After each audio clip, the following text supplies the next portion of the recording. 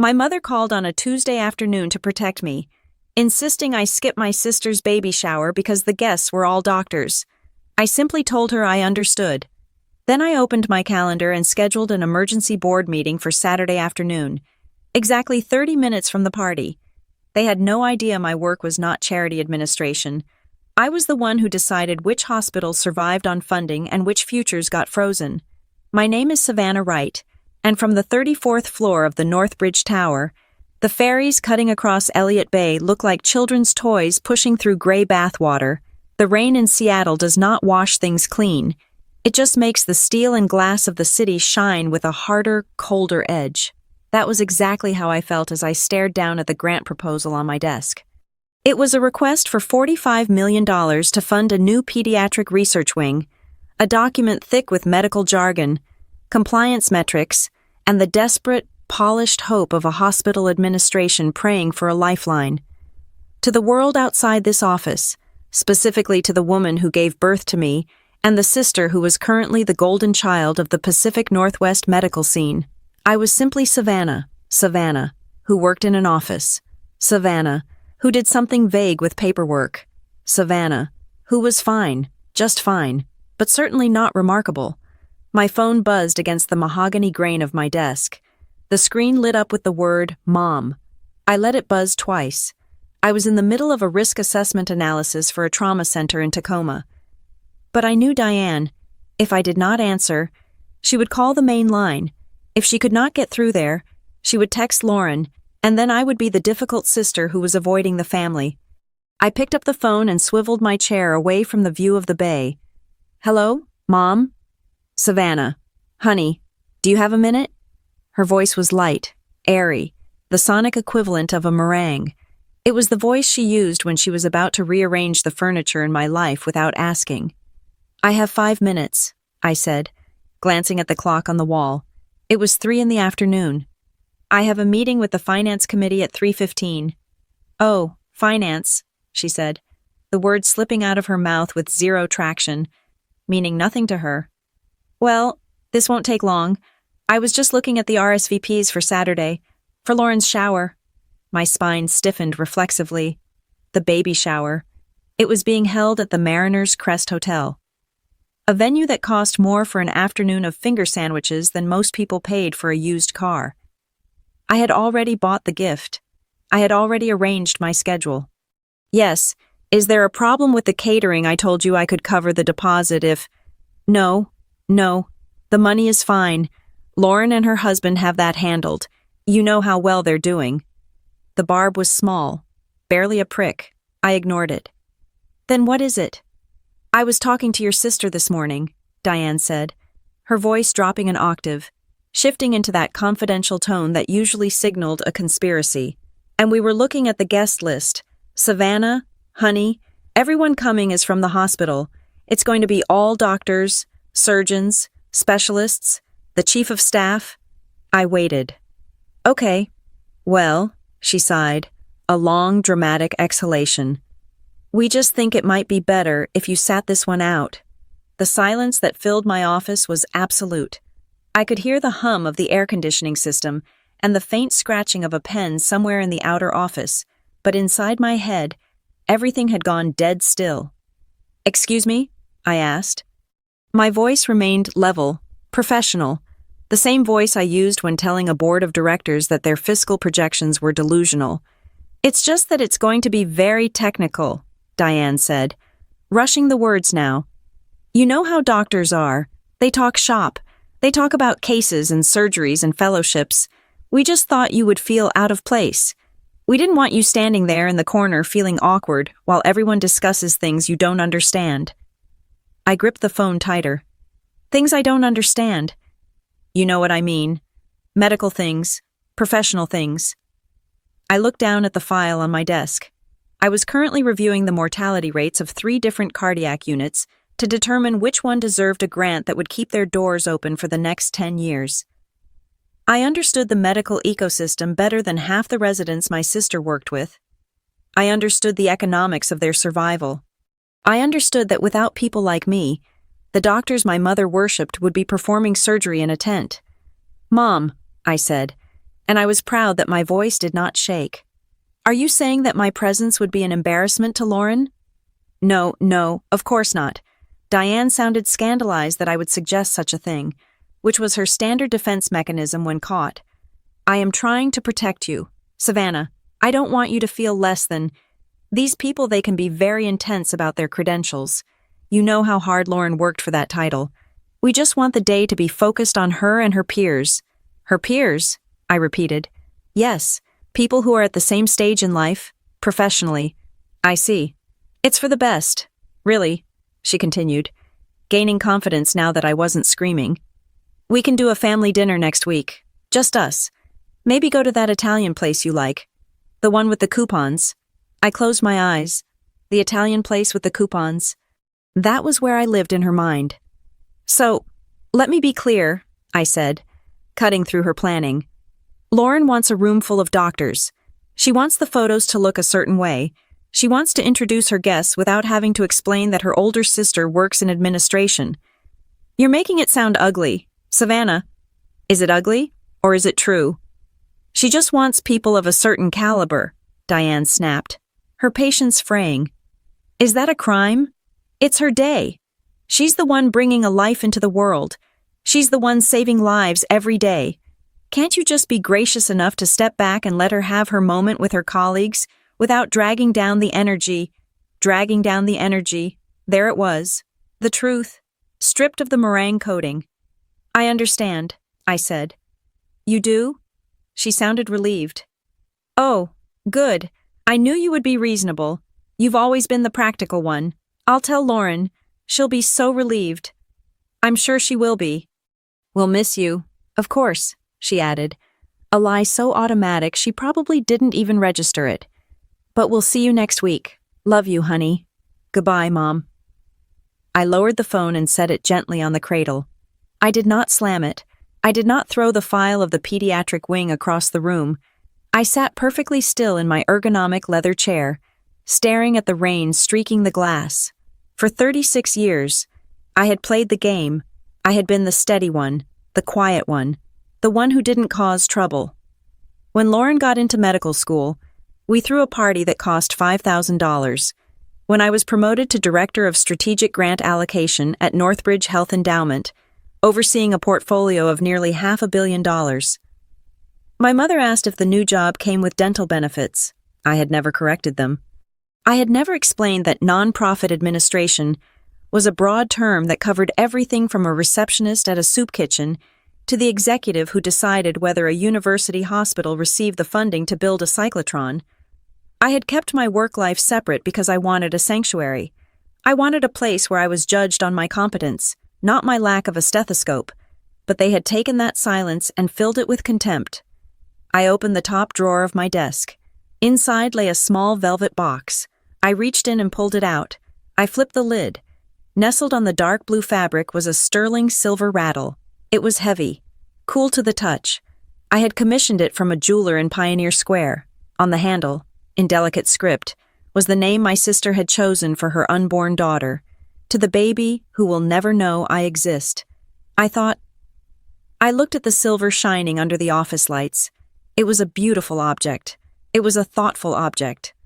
It was a gift from a sister who cared. But I wasn't a sister anymore. I was an administrative embarrassment. I snapped the box shut. The sound was like a pistol crack in the quiet office. I placed it back in the drawer, pushed it all the way to the back, behind a stack of business cards, and slid the drawer closed. Then, I turned to my computer. I woke up the screens. The dual monitors glowed with spreadsheets and email chains. I opened my calendar. I navigated to Saturday.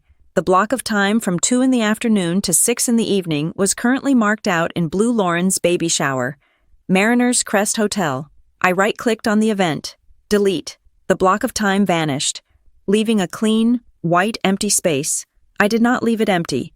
I clicked on the 2 o'clock slot again and began to type. Event Emergency Board Meeting. Location Executive Conference Room A Virtual Link. Attendees, the Board of Directors. Northbridge Health Endowment. Subject Strategic Review, Hospital Partnerships, Values. Compliance. My fingers hovered over the keyboard. I knew exactly what this meant. Calling a board meeting on a Saturday afternoon was nuclear. It signaled a crisis. It signaled that something had been found that could not wait until Monday morning. It would ruin weekends. It would cause panic. The chairman of the board, a man named Robert Sterling who trusted my judgment implicitly, would see this notification and his first call would be to me. I needed to be ready. I opened a new email draft. I typed in the distribution list for the board. Subject, urgent. Immediate review of current allocations. Cascade Harbor Medical Center. Cascade Harbor. My sister's hospital. The place where she was currently a celebrated fellow. The place where the doctors attending her shower worked. The place that was currently waiting on a signature from my office to release the first tranche of a $75 million grant for their new surgical tower. I began to write. Dear members of the board, in light of recent internal assessments regarding the alignment of organizational culture and our core philanthropic values, I am convening an emergency review of our pending partnership with Cascade Harbor Medical Center. We have always maintained that Northbridge funds not just medicine, but a holistic ecosystem of care. When the leadership culture of a recipient institution displays a systemic failure to value the diverse contributions of its workforce, it poses a direct risk to the efficacy of our implementation and our reputational standing. I paused. I could hear my mother's voice. They are doctors. You're just admin. I could hear the unspoken sneer in the way the guests at the shower would have looked at me if I had gone. The way they would have asked, "And what do you do?" and then glazed over when I didn't say I was a neurologist. They wanted to separate the talent from the support staff. They wanted a hierarchy. Fine, I would show them the hierarchy. I typed the final sentence, the one that would stop the hearts of the hospital administrators who were likely, at this very moment, buying expensive gifts for my sister to curry favor with the chief of surgery. Propose immediate freeze on new disbursements pending review. I read it over. It was professional. It was cold. It was devastating. It was exactly 30 minutes before the baby shower was set to begin. I moved the mouse cursor over the send button. I didn't feel the guilt I usually felt when I disappointed my mother. I didn't feel the shame of being the lesser sister. I felt the cold, hard clarity of the rain against the window. I clicked send. The email whooshed away. The die was cast. I leaned back in my chair and turned to look out at the bay again. The ferry was halfway to Bainbridge Island now. The storm clouds were gathering over the Olympics, dark and heavy. You wanted professional, I whispered to the empty room. You got it. My sister, Dr. Lauren Whitaker, has always been the protagonist of the family narrative. She is 5 years younger than me, yet she has occupied the center of the room since the day she brought home her first straight-A report card. Lauren is brilliant, undeniably so. She has the kind of mind that absorbs organic chemistry textbooks like a sponge absorbs water, and she possesses a terrifyingly steady hand that was destined for surgery. Currently, she is a pediatric fellow at Cascade Harbor Medical Center, a position that my mother treats with the reverence usually reserved for canonized saints. Growing up, the hierarchy was established early and reinforced daily. Lauren was the arrow flying toward a target. I was the bow that stayed behind. I was the sturdy one, the reliable one, the one who didn't need accolades because I didn't have a destiny. I remember a dinner party 2 years ago.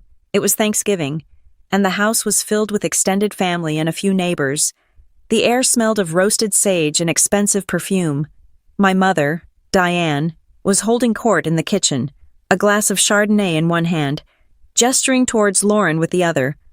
Lauren is just exhausted, Diane told Mrs. Gable from next door, her voice dripping with a performative sympathy that was actually bragging rights in disguise. She pulled a 36-hour shift last week. She's doing her fellowship at Cascade Harbor. You know, it's the top program in the state. The thing she sees well. It takes a special kind of strength. Mrs. Gable nodded, suitably impressed. That is incredible. And Savannah. What is she up to these days? The pause that followed was less than a second, but to me, it spanned a geological era. My mother's smile didn't falter, but the light behind her eyes dimmed just a fraction. Oh, Savannah is doing well, Diane said, patting my arm as if to console me for being present. She's still with that non-profit organization downtown, In administration. That's nice, Mrs. Gable said, her tone pivoting to the polite disinterest one uses for dull weather. Charity work is so important. It's not exactly charity, I had started to say. I wanted to explain that I was managing a portfolio that outperformed most hedge funds. I wanted to explain that the nonprofit was an endowment that effectively acted as the central bank for the regional medical infrastructure. But Diane had already cut in, squeezing my arm tighter. It's very stable. That's what matters, isn't it? She has good benefits, and she doesn't have the stress that Lauren has. We're just glad she's settled.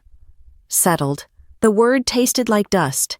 It implied that I had found a small, comfortable rock to hide under while my sister was out conquering the world. I had looked at Lauren then. She was across the room, laughing at something a cousin said, glowing with the effortless confidence of someone who has never walked into a room she didn't own. She wasn't malicious. That was the hardest part. Lauren wasn't an evil sister from a fairy tale. She was just so blinded by her own light that she couldn't see anything in the shadows. She believed the family narrative too. She believed I was just admin. She believed my job consisted of filing cabinets, planning holiday parties, and perhaps organizing a fun run once a year. I learned to stop trying to correct them. It was an exhaustion that went deep into my bones. Trying to explain my career to my family was like trying to explain quantum mechanics to a golden retriever. They would look at you with love, but they were only waiting for you to stop making noise so they could go back to the things they understood. The one time I had tried to show my father my quarterly impact report, he had glanced at the cover, said, "That's a lot of numbers, sweetie," and then asked if I had met any nice men at the office. So, I chose silence. It wasn't a retreat. It was a partition. I realized that fighting for a seat at their table was more exhausting than building my own table elsewhere. What they did not know, what they never bothered to ask, was that in the city of Seattle, within the steel and glass towers where the real decisions were made, the name Savannah Wright carried a weight that could crack pavement, or rather, the name S. Jane Wright. That was the name on the door of the corner office on the 34th floor. That was the name on the letterhead of the Northbridge Health Endowment. Northbridge was not a charity in the way my mother understood the word. We didn't sell cookies. We didn't hold bake sales. Northbridge was a legacy fund started by a tech magnate in the late 90s, a massive reservoir of capital designed to shape the future of healthcare in the Pacific Northwest. The endowment sat on assets valued at over $800 million. My job, my actual job, was Director of Strategic Allocations. I did not push paper. I pushed power. I was the person who sat across from hospital CEOs and grilled them on their long-term solvency. I was the person who looked at a research proposal for a new cancer drug and decided if the science was viable enough to risk $20 million of seed funding. I was the person who analyzed the demographic shifts of the city to decide where the next emergency room needed to be built. When I walked into a boardroom, people did not ask me if I was settled. They stood up. They buttoned their jackets. They sweat. It was a strange duality to live within. By day, I controlled the flow of capital that kept the region's medical heart beating. By night, or at Sunday dinners, I was the quiet daughter who hopefully had a decent 401k. I kept the worlds rigorously separate. I never talked about specific hospitals to my family. I never mentioned the doctors I met, some of whom were the bosses of my sister's bosses. I did this initially to avoid the awkwardness. I didn't want my family asking for favors. I didn't want Lauren to feel like her big sister was looking over her shoulder. I wanted to be just Savannah to them. I wanted to be loved for who I was, not for what I could do for them. But now, looking at the rain sliding down the window of my office, I realized that my silence had allowed a dangerous weed to grow. My modesty had been mistaken for mediocrity. The irony was sharp enough to draw blood. My sister worked at Cascade Harbor Medical Center. It was a good hospital, prestigious, historic, and it was also currently in a very precarious financial position. Cascade Harbor had bet everything on a new pediatric wing. They wanted to build a state-of-the-art facility that would rival the best children's hospitals in the country. It was the project that would define their next decade. It was the project that secured Lauren's fellowship. They needed bright young stars to populate this new temple of medicine, but buildings cost money, enormous amounts of money. Cascade Harbor had secured bonds for half the construction, but for the operational costs, for the research grants, for the expensive machinery that went ping and saved lives for all of that, they needed Northbridge. On my desk, right now, sat the Pediatric Excellence Initiative file. It was a grant proposal requesting $50 million over 5 years. It was the lifeblood of my sister's career. It was the reason her friends were doctors. It was the reason she felt superior enough to exclude me from a party, because I wouldn't understand the technical talk. I had the pen in my hand. I was the lead strategist. I was the one who had to present this to the board and say, yes, this institution aligns with our values. For months, I had been their champion. I had looked at Cascade Harbor's numbers, ignored their slightly bloated executive bonuses, and focused on the good they did for the community. I had separated my personal annoyance with my sister's arrogance from my professional duty to the city. I was going to approve it. I was going to give them the $50 million. I had never used my work to overshadow my family. I had never used my title to make them feel small. I had swallowed every slight, every, at least it's stable, every dismissal. But then my mother had made that phone call. Sister's friends are doctors. The sentence replayed in my mind, a looped recording of humiliation. They didn't just think I was boring, they thought I was unworthy. They thought I didn't belong in the room with the important people. I stood up and walked to the wall of my office where the organizational chart of Northbridge Health Endowment hung framed in glass. My name was near the top, right under the C-suite. I looked at the file for Cascade Harbor again.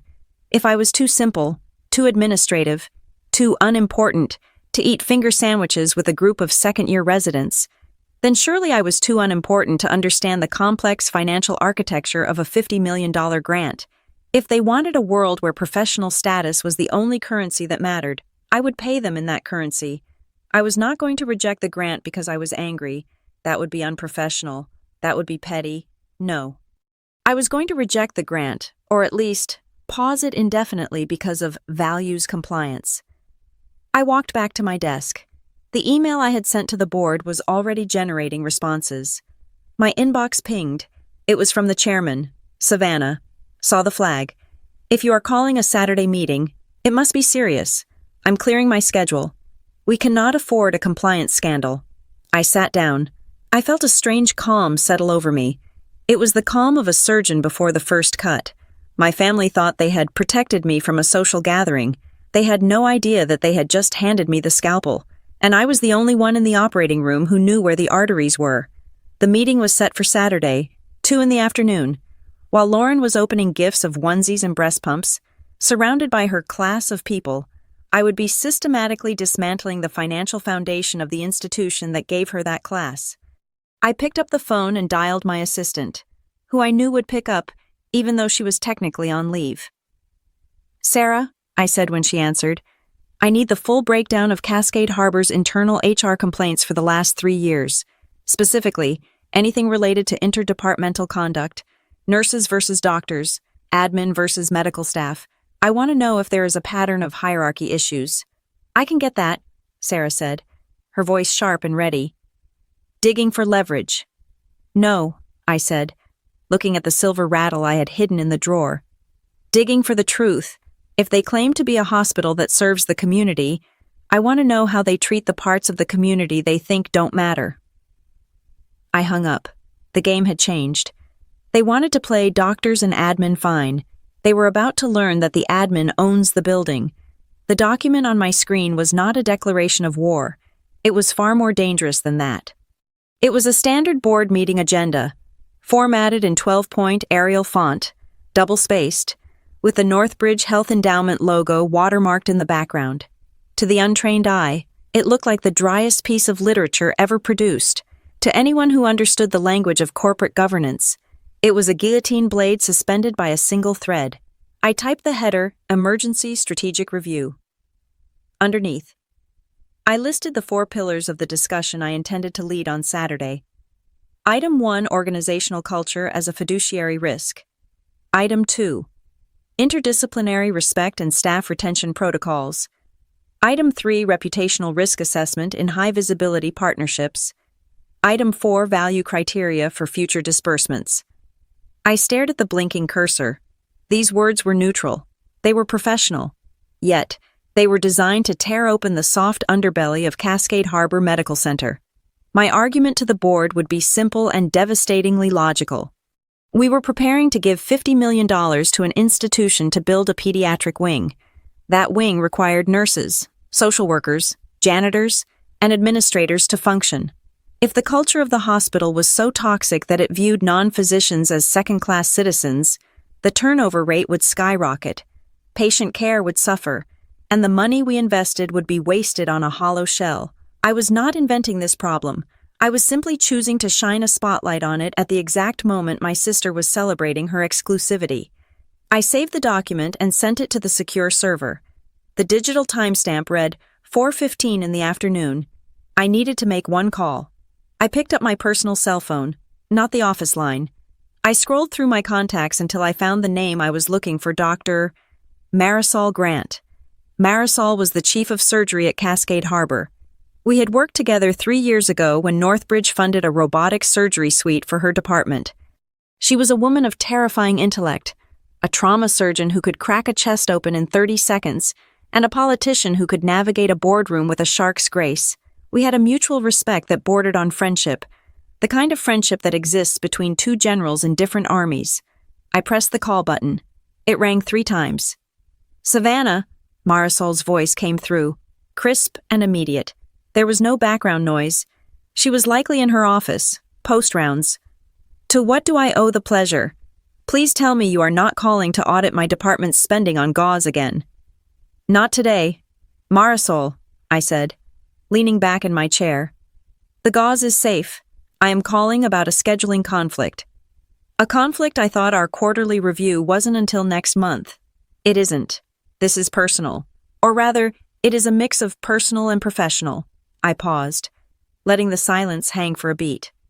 "I am looking at my calendar for this Saturday afternoon." "Ah, Saturday," Marisol said, her tone shifting slightly. It became less guarded, more social. "I assume you are calling about the event at the Mariner's Crest." My grip on the phone tightened. "You are going." "Yes, of course. I have to make an appearance. Lauren is one of my most promising fellows. Politics, you understand. If the chief of surgery skips the baby shower of the program's star resident, people start rumors that she is failing her boards." Marisol let out a short, dry laugh. "Plus, she sent a very nice invitation, letterpress, expensive." "I am sure it is lovely," I said. "So I will see you there?" Marisol asked. "I assume you are coordinating the whole thing. Mothers usually drive the ship. But sisters do the heavy lifting. That is the rule. Is it not?" "I am not coordinating it, Marisol." "Oh, well, you can at least have a drink with me. I do not plan to stay long, just enough to drop off a gift and smile at the right people. We can catch up on the capital campaign for the new wing." I took a breath. This was the moment, the pivot point. "I will not be having a drink with you, Marisol," I said, my voice dropping to a flat, factual register. "I am not going to the shower." "Conflict?" she asked lightly. "No," I said. "I was not invited." The silence on the other end of the line was absolute. It was the silence of a woman who processes information at the speed of light and has just hit a data point that creates a catastrophic error. "Excuse me," Marisol said. "I think the connection broke up. Did you say you were not invited?" "You heard me correctly. I was told, specifically, that the guest list was restricted to medical professionals. My mother and sister felt that my presence as someone in administration would be awkward. They wanted to protect me from feeling out of place among the doctors." "That is," Marisol trailed off. I could hear the gears turning in her head. She was recalculating everything she knew about my sister. She was juxtaposing the image of Lauren, the bright-eyed fellow, against the reality of Savannah Wright, the woman who held the purse strings of the entire regional medical system. "That is insane." "It is a choice," I corrected. "Does she know?"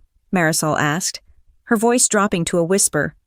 "Does Lauren actually know what you do, I mean? Really know?" "She thinks I work in an office. She thinks I handle paperwork. She thinks I am stable and safe and boring. And you have never corrected her. I tried. They do not listen. They prefer the version of me that fits into the box they built. Savannah, Marisol said, and now there was a note of genuine alarm in her voice. If you are not at the party, where are you going to be on Saturday afternoon? I have called an emergency board meeting. Marisol. I could hear Marisol inhale sharply. She knew what that meant. She knew the bylaws of the Northbridge Health Endowment better than anyone outside the board. You are convening the board, she stated. On a Saturday, during the shower, yes. And the topic, strategic review of hospital partnerships, specifically, Cascade Harbor, specifically, the alignment of internal culture with our funding mandates. My God, Marisol breathed, you are going to freeze the grant. I am going to propose a freeze on new disbursements pending a 90-day review, I said calmly. It is standard procedure when we identify a risk. A risk, you are the risk. Savannah. This is personal retribution. Is it? I challenged her. Marisol, look me in the eye metaphorically and tell me that Cascade Harbor does not have a problem with arrogance. Tell me that your surgeons do not treat the support staff like furniture. Tell me that the culture you preside over does not value the letters after a name more than the human being standing in the scrubs. Marisol was silent. She was a truthful woman. She could not lie to me. We have issues, she admitted finally. Every hospital has issues. Surgeons have God complexes. It is part of the job description. And that complex is now a liability, I said. My sister is merely a symptom. She is excluding her own family because she has internalized the idea that anyone who is not a doctor is beneath notice. If she treats her sister that way, how does she treat a nurse? How does she treat a scheduling coordinator? How does she treat a patient who asks too many stupid questions? You are going to use her baby shower as evidence. I am going to use the reality of the situation. I am asking the board to consider if we should pour $50 million into a system that breeds that kind of caste system. Savannah, listen to me, Marisol said, her voice urgent. If you convene the board at 2 o'clock on Saturday, phones are going to start ringing. The CEO of Cascade Harbor is going to get a call from your chairman. The board of trustees at the hospital will be alerted. Half the people at that shower are senior leadership. Their pagers are going to go off. The news will hit that ballroom before the cake is cut. I expect it will. It will humiliate her. It will destroy the event. I am not the one who decided who was worthy of being in that room. Marisol, Lauren made that list. She wanted a room full of professionals. Well, on Saturday, she's going to get a very harsh lesson in how the professional world actually works. You are playing a dangerous game, Marisol warned. If this looks like a vendetta, the board might turn on you. It won't look like a vendetta because I have the data, I said, glancing at the pile of HR complaints my assistant had just emailed me. I have 3 years of exit interviews from Cascade Harbor. Do you know what the #1 reason for resignation is among your non-clinical staff? Lack of respect from medical leadership. I am not inventing the fire, Marisol. I'm just pointing out that the building is burning. Marisol sighed. It was a heavy, resigned sound. I cannot stop you. No, you cannot. I am going to that party, Marisol said slowly. I have to go. And now, I am going to be standing there, drinking punch, knowing that an airstrike is inbound. Just smile. Marisol, talk shop. That is what they want, isn't it? You are terrifying, but, she said. I am just an administrator, I replied. We are very detail-oriented. One question, Marisol asked, before hanging up. Do you want me to warn her? I looked out the window. The rain had stopped, leaving the city scoured and gray. No, I said. If she is smart enough to be a doctor, she should be smart enough to figure out why the sky is falling. Let her enjoy her party. Let her enjoy her status. She paid a high price for it. Goodbye, Savannah. See you in the boardroom. Marisol, eventually. I ended the call. My hand was not shaking. I felt a cold, hard knot of resolution in my chest. I turned back to my computer and opened the agenda again. I added a subpoint to item 4, review of leadership competency regarding holistic team integration. It was a polite way of asking, Do these people know how to play nice with others? I printed the agenda. The printer whirred, a comforting, mechanical sound. I took the single sheet of warm paper and slid it into a folder. I was not just preparing for a meeting, I was preparing a mirror. On Saturday, I would hold it up, and for the first time, my family would have to look at themselves not through the lens of their own self-importance, but through the unforgiving lens of the institution that owned their future. They wanted to separate the doctors from the rest of us. I was about to show them that without the rest of us, the doctors were just people standing in expensive rooms, waiting for the lights to go out. At 2 o'clock on Saturday afternoon, the atmosphere in Seattle was divided into 2 distinct climate zones at the Mariner's Crest Hotel. Located on a bluff overlooking the Sound, the air was perfumed with expensive lilies and the scent of champagne. Inside the crystal ballroom, the light was golden and soft, filtering through floor-to-ceiling windows that offered a panoramic view of the water. 3 miles away, in the boardroom of the Northbridge Health Endowment, the air was recycled, cool, and smelled faintly of ozone and floor wax. The light here was artificial and unforgiving. It did not flatter. It revealed. I walked into the conference room at 2 minutes past the hour. I had traded my usual office cardigans for a suit I rarely wore. It was a charcoal gray structural piece by a designer whose name usually appeared in fashion magazines rather than non-profit ledgers. It was sharp enough to cut glass. My hair was pulled back into a severe, tight twist. I carried no purse.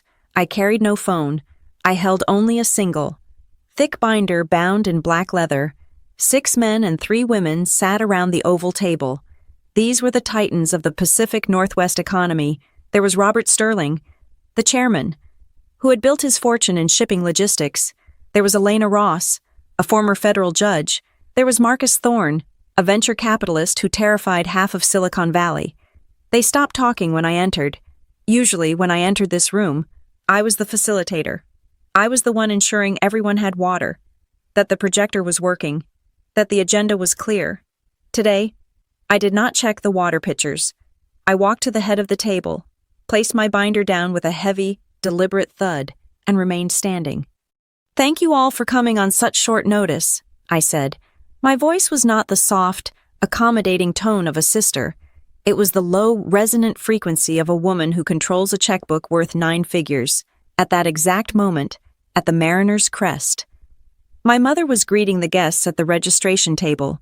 I know the scene as if I were there, because the script never changes. The table was draped in white linen. On it lay rows of name tags, printed in elegant calligraphy. Every single tag had a suffix, MD, DO, PhD. It was a sea of credentials. "Oh, welcome, Dr. Evans," Diane would be saying, her smile bright and practiced. "Lauren is just inside. She's so excited you could make it." A guest, perhaps a young resident in neurology, would scan the room. "Is your other daughter here, Savannah? I think I met her once at Christmas." Diane's smile would stiffen, just for a millisecond, before reassembling itself into a mask of pity. "Oh, no, Savannah couldn't make it. You know how it is. She works in charity administration." "Administration?" the guest would ask, polite but disinterested. "Yes, it's a nice job. Very low stress. We thought it was better if she skipped today. You know, with so many medical professionals here, the conversation gets so technical. We wanted to protect her from feeling out of the loop." I could almost hear the guest's polite chuckle. "Ah, I understand. It can be boring for the lay people when we start talking shop." "Exactly," Diane would agree, lowering her voice confidentially. "She's happier doing her own thing, paperwork and flyers, that sort of thing." Back in the boardroom, Robert Sterling leaned forward. He was a man who did not like his weekends interrupted unless a building was on fire. "Savannah," he said, his voice gravelly, "you sent out a code red alert. The email subject line said, 'Values compliance.' That is usually code for embezzlement or a sexual harassment scandal. Why are we here?" I opened the black binder. I did not look at my notes. I looked directly at Sterling. "We are here because we are about to make a $50 million mistake," I said. The room went dead silent. "The Cascade Harbor Pediatric Initiative," I continued. pacing slowly to the window that looked out toward the same bay my sister was currently toasting. We are in the final stages of disbursement. The contracts are on my desk. The check is scheduled to be cut on Monday morning. We know this, Marcus Thorne said, tapping his pen on the table. It's a good project. New wing, top-tier research. Why the freeze? Because, I said, turning back to face them, it is not a money problem. It is a value problem. I pressed a button on the remote in my hand. The screen behind me flickered to life. It displayed a graph. This is the staff retention rate at Cascade Harbor over the last 5 years, I said, specifically broken down by department. The blue line represents physicians. The red line represents nursing, administrative support, and social work. The blue line was steady. The red line looked like a cliff edge. They are hemorrhaging support staff, Elena Ross observed, her judicial eyes narrowing. 30% turnover annually in nursing, that is catastrophic. It is, I agreed. And do you know why they leave? I clicked the remote again. A word cloud appeared on the screen, generated from hundreds of exit interviews. The largest words, bold and black, were undeniable. Disrespect, hierarchy, toxic, invisible. We are building a state-of-the-art facility, I said, my voice rising slightly. We are putting our name, the Northbridge name, on the side of a building. We are promising the city that this will be a sanctuary for sick children, but a hospital is not made of bricks and mortar. It is made of people. And right now, the culture at Cascade Harbor is designed to crush anyone who does not have a medical degree. At the Mariner's Crest, the champagne was flowing. Waiters moved through the crowd with silver trays of hors d'oeuvres. My sister, Lauren, stood in the center of a circle of admirers. She was wearing a white dress that hugged her baby bump, looking radiant and important. The fellowship is going great, Lauren was saying to the chief of cardiology. The new wing is going to change everything. We'll finally have the resources we deserve. It's about time, the cardiologist replied. Administration has been dragging their feet on the funding. You know how those paper pushers are. They see a spreadsheet. We see a life. They just don't get the mission. A ripple of laughter would have gone around the circle. That's why I'm glad it's just us today, Lauren would say, glancing around the room with satisfaction. No friction, just people who understand the stakes. Someone might have made a joke then. Maybe we should prescribe them some common sense. More laughter, light, airy, dismissive laughter, the sound of people who believe they are the only essential workers on the planet. In the boardroom, the laughter of the doctors was a ghost frequency that only I could hear. Here, the mood was heavy.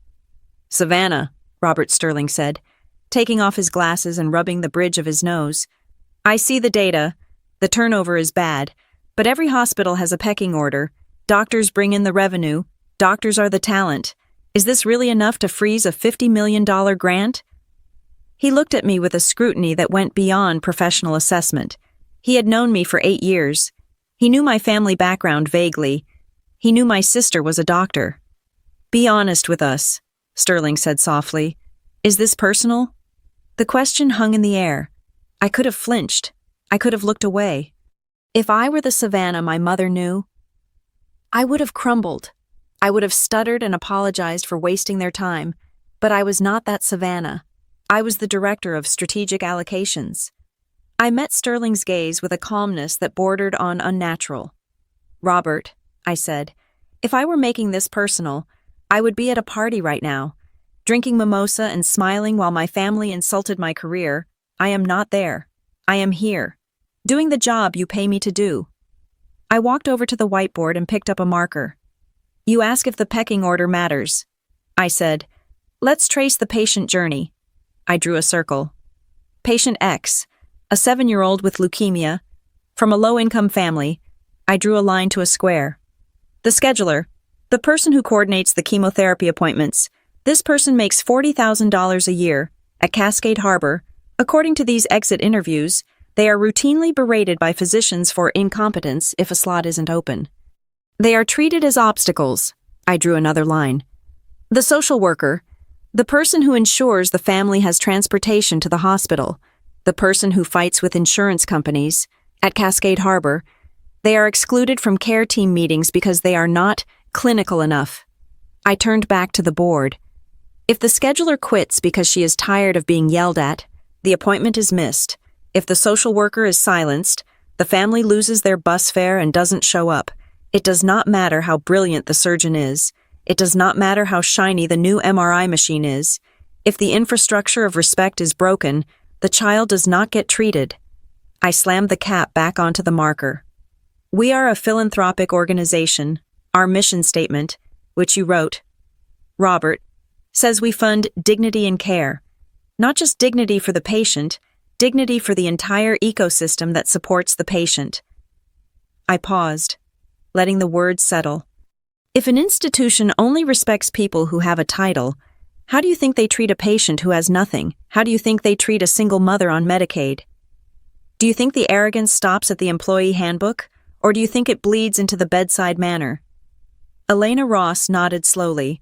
As a former judge, she understood the concept of systemic rot better than anyone. She has a point. Robert, if the culture is elitist, the care for the vulnerable always suffers. We have seen it in the legal system. It is cancer. We are about to hand them $50 million, I said, driving the final nail in. That money is an endorsement. If we sign that check on Monday without conditions, we are telling them that their behavior is acceptable. We are funding the very arrogance that creates the risk. Marcus Thorne looked at the graph again. So what do you want? Savannah? I want a freeze, I said. 90 days. We tell them the money is contingent on a cultural audit. We demand a remediation plan for the interdisciplinary hostility. We force them to prove that they value the paper pushers as much as they value the neurosurgeons. Back at the hotel, the cake was being cut. It was a 3-tiered masterpiece, white and sterile. My mother was clapping. Lauren was beaming. To the future, someone toasted. To the next generation of medicine. They had no idea that the future was currently being rewritten in a room they couldn't even see. They had no idea that the admin girl they had mocked was currently holding their destiny in the palm of her hand. I am not asking to cancel the project, I said to the board, my voice steady and reasonable. I am asking us to use our leverage.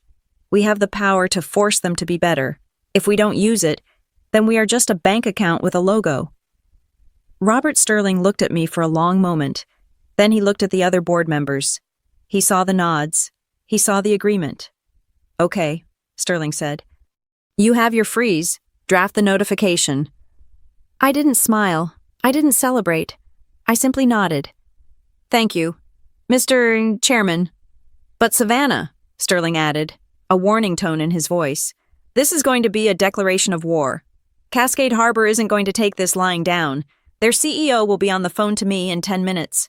I expect he will, I said, gathering my papers. Are you ready for the fallout? He asked. I thought of the silver rattle hidden in my desk drawer. I thought of the empty chair at the baby shower. I thought of my mother's voice telling me to stay away to avoid embarrassment. I have been preparing for this my whole life, I said. I walked out of the boardroom. The door clicked shut behind me. Sealing the decision. At the Mariner's Crest. The party was winding down. The guests were picking up their gift bags. My mother was hugging Lauren. It was perfect, Diane whispered. Just perfect. Everyone who mattered was here. I walked down the hallway of the empty office, my heels clicking on the marble floor. I took out my phone and turned it on. I had one email to send. Not to the board, to the hospital. The subject line was simple. Notice of funding suspension pending strategic review. I hit send. The invisible sister had just become the most visible problem in their world. The elevator doors at the end of the boardroom corridor slid open with a soft, hydraulic hiss that sounded violently loud in the quiet of the Saturday afternoon office. We all turned. Dr. Marisol Grant stood in the opening. She looked like a creature from a different planet who had crash-landed in our sterile, fluorescent world. She was wearing a cocktail dress of deep emerald silk, the kind of fabric that catches the light and ripples like water. A silver shawl was draped hastily over her shoulders, and her heels were high, strappy things designed for mingling on plush hotel carpets, not for marching across the industrial gray slate of a corporate headquarters. She was out of breath. Her hair, usually pulled back in a severe surgical bun, was loose and styled in soft waves, though the wind from the street had pulled a few strands free. She carried a small, beaded clutch in one hand and her hospital pager in the other. "I am here," Marisol announced. Her voice was steady, but her chest rose and fell rapidly. Robert Sterling, our chairman, did not stand up. He simply took off his reading glasses and folded them on the table. "Dr. Grant, we were not expecting you to leave the festivities so early. I was told there was an emergency meeting regarding the Cascade Harbor grant," Marisol said, walking into the room. She ignored the empty chairs along the side and walked straight to the foot of the oval table, standing opposite me. "I assumed my presence would be required." "It is not required," Sterling said, his voice neutral, "but it is relevant. Please, take a seat." Marisol sat. She placed the beaded clutch on the mahogany table. It looked ridiculous there, a frivolous artifact of a party sitting next to binders full of actuarial tables and legal threats. I remained standing near the whiteboard. I did not look at Marisol with friendship. In this room, she was not my friend. She was the chief of surgery of an institution I was prosecuting. "Savannah has presented us with some troubling data," Sterling began, leaning back in his chair. "She has presented retention rates. She has presented exit interview summaries. She has painted a picture of an institution that has a systemic culture problem." Marisol looked at me. Her eyes were dark and unreadable. "Savannah is thorough. I have never known her to be wrong about the numbers." "The numbers are clear," Marcus Thorne interrupted, tapping his pen against a glass of water. "What we want to know is the context. Savannah claims there is a caste system at Cascade Harbor. She claims that the medical staff treats the administrative and support staff with a level of disdain that constitutes a fiduciary risk." Marcus leaned forward, his eyes locking onto Marisol. "Dr. Grant, you are the chief of surgery. You run the most prestigious department in that building. Is there a caste system at your hospital?" The room went silent. The hum of the ventilation system seemed to vanish. This was the moment. Marisol could lie. She could spin. She could say that tensions were normal in a high-stress environment, that doctors were just passionate, that this was all a misunderstanding. If she did that, she might save the grant for today, but she would lose her integrity with us forever. Marisol looked down at her hands. She twisted a diamond ring on her finger. Then she looked up. "Yes," she said. A collective exhale went through the room. "It is not official policy, obviously," Marisol continued, her voice gaining strength. "But it is the air we breathe. We are a teaching hospital. We train the best. We tell our residents from day one that they are the elite. We tell them that they are the ones who hold life and death in their hands. It breeds excellence, yes, but you are asking if it breeds arrogance." She paused. "It is a chronic disease in our hallways. We are excellent at medicine. We are terrible at humility. So the support staff are treated as what?" Elena Ross asked, her judicial tone cutting through the air. "Subordinates? Utilities," Marisol corrected. "Like the electricity or the water pressure, you only notice them when they do not work. When they function correctly, they are invisible. When they break, you kick them." I stepped forward. I needed to sharpen the blade. Generalities were easy to forgive. Specifics were impossible to ignore. "Marisol," I said. My voice was cool, devoid of the warmth we usually shared over coffee. "You just came from the baby shower at the Mariner's Crest, an event attended by the rising stars of your hospital, the future leadership." "Yes," she said. "I was not there," I stated. "I was explicitly asked not to attend because my job in administration was deemed too embarrassing to be discussed among doctors. But you were there. You heard the conversations." Marisol stiffened. She knew where this was going. "Tell the board," I commanded. "Tell them what the general sentiment is regarding people who do the work that we do. People who manage funds. People who handle policy. People who do not hold a scalpel." Marisol looked at Sterling, then at me. She looked pained. "Savannah, is this necessary? It was a party. People were drinking." "Alcohol is a truth serum," Marcus Thorne said. "Answer the question, Doctor." Marisol sighed. She smoothed the silk of her dress. There was a conversation near the buffet, 2 senior attending physicians and a few fellows. They were joking about the grant application process. And, I prompted. One of them referred to the grant committee, meaning this board, as the necessary evil. Marisol's voice was quiet. He said that we have to dance for the checkbook holders, jump through their bureaucratic hoops, and pretend to care about their metrics so we can take the money and do the real work. The real work, Sterling repeated, his face darkening. Another one, Marisol continued, forcing the words out. Made a joke about hospital administration. He called them the brakes. He said, doctors are the engine, admin are the brakes. Their only job is to stop us from going fast. I watched the faces of the board members. These were people who had built empires. Robert Sterling had built a logistics network that spanned the globe. Marcus Thorne had funded companies that changed how the internet worked. They were not brakes. They were the architects of the modern world. And they did not like being called necessary evils by a 30-year-old surgeon with a god complex. There was one more thing, I said. I didn't know for a fact there was one more thing. But I knew the pattern. I knew the rhythm of these insults. About fundraising, Marisol closed her eyes for a second. Yes, someone asked how the hospital was going to cover the operational overrun for the new wing. My colleague laughed and said, we will just send the beggars out in their nice suits. As long as they come back with the check, who cares what they say? The silence that followed was not empty. It was heavy, like a thunderhead about to break. Elena Ross placed her pen down on the table with a sharp click. If that is what they say in a ballroom, wearing tuxedos and drinking champagne, imagine what they say in the operating room when a nurse hands them the wrong instrument. Exactly, I said.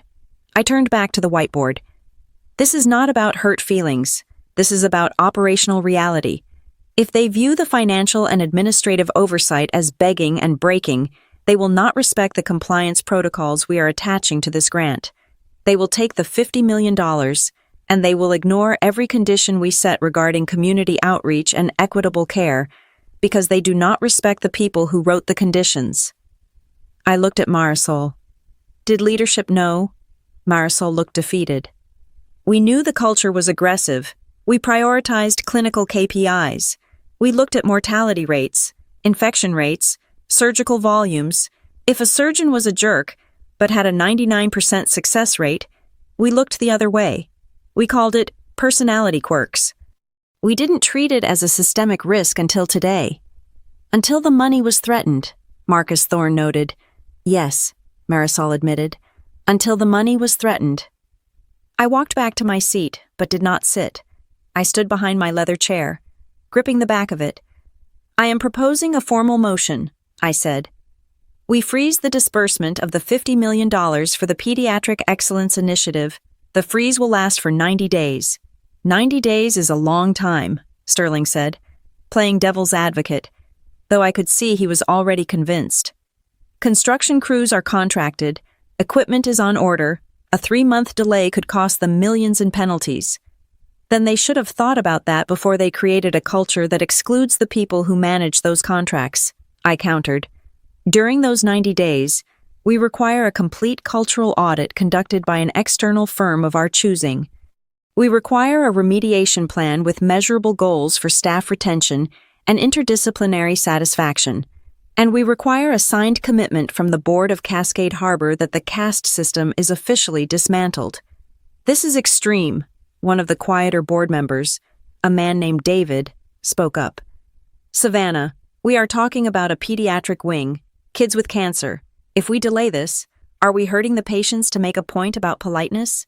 It was the argument I knew was coming. It was the shield bullies always used. They hid behind the nobility of their mission to excuse the toxicity of their methods. We are not hurting the patients, I said, my voice dropping to a register that vibrated in the chest. We are protecting them. I looked at David, then at Marisol, then at Sterling. We are building a house of healing, I said. But if the foundation of that house is rotten, it will fall. If a nurse is afraid to speak up because a doctor thinks she is a utility, a mistake will happen, and a child will die. If a social worker is mocked for worrying about a family's bus fare, A child will miss treatment and relapse. I paused, letting the image sink in. We are preparing to sign a check for $50 million to build a wing for children, I said, delivering the line I had been crafting in my mind since the moment my mother told me I wasn't good enough. We cannot build a sanctuary for the innocent using the bricks of contempt for the rest of us. I looked directly at Marisol. You cannot save lives with one hand while you are strangling your support system with the other. The money stops until the hands open. The room was still. The arguments about construction penalties and timelines seemed to evaporate. The moral weight of the decision settled on the table like a stone. Robert Sterling picked up his pen. He wrote something on the notepad in front of him. Then he looked up at Marisol. Dr. Grant, Sterling said, you should probably go back to your party. You have a message to deliver to your CEO. Marisol stood up. She picked up her beaded clutch. She looked at me, and for the first time, I saw something other than frustration in her eyes. I saw fear, and beneath the fear, a grudging, profound respect. I will tell him, Marisol said. Tell him the check isn't in the mail, Marcus Thorne added dryly. Tell him it is in Savannah's drawer, and she has the key. Marisol nodded to the room.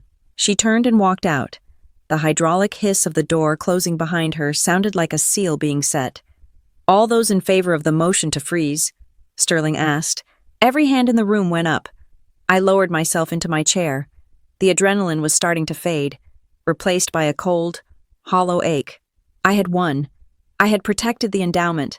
I had forced a reckoning. But as I looked at the vote count, I knew that 3 miles away, my sister was likely opening a gift box containing the silver rattle I had bought her. She would be holding it up, smiling, unaware that the sister who bought it had just brought her world to a grinding, screeching halt. The silence in my car was heavier than the storm clouds bruising the Seattle skyline.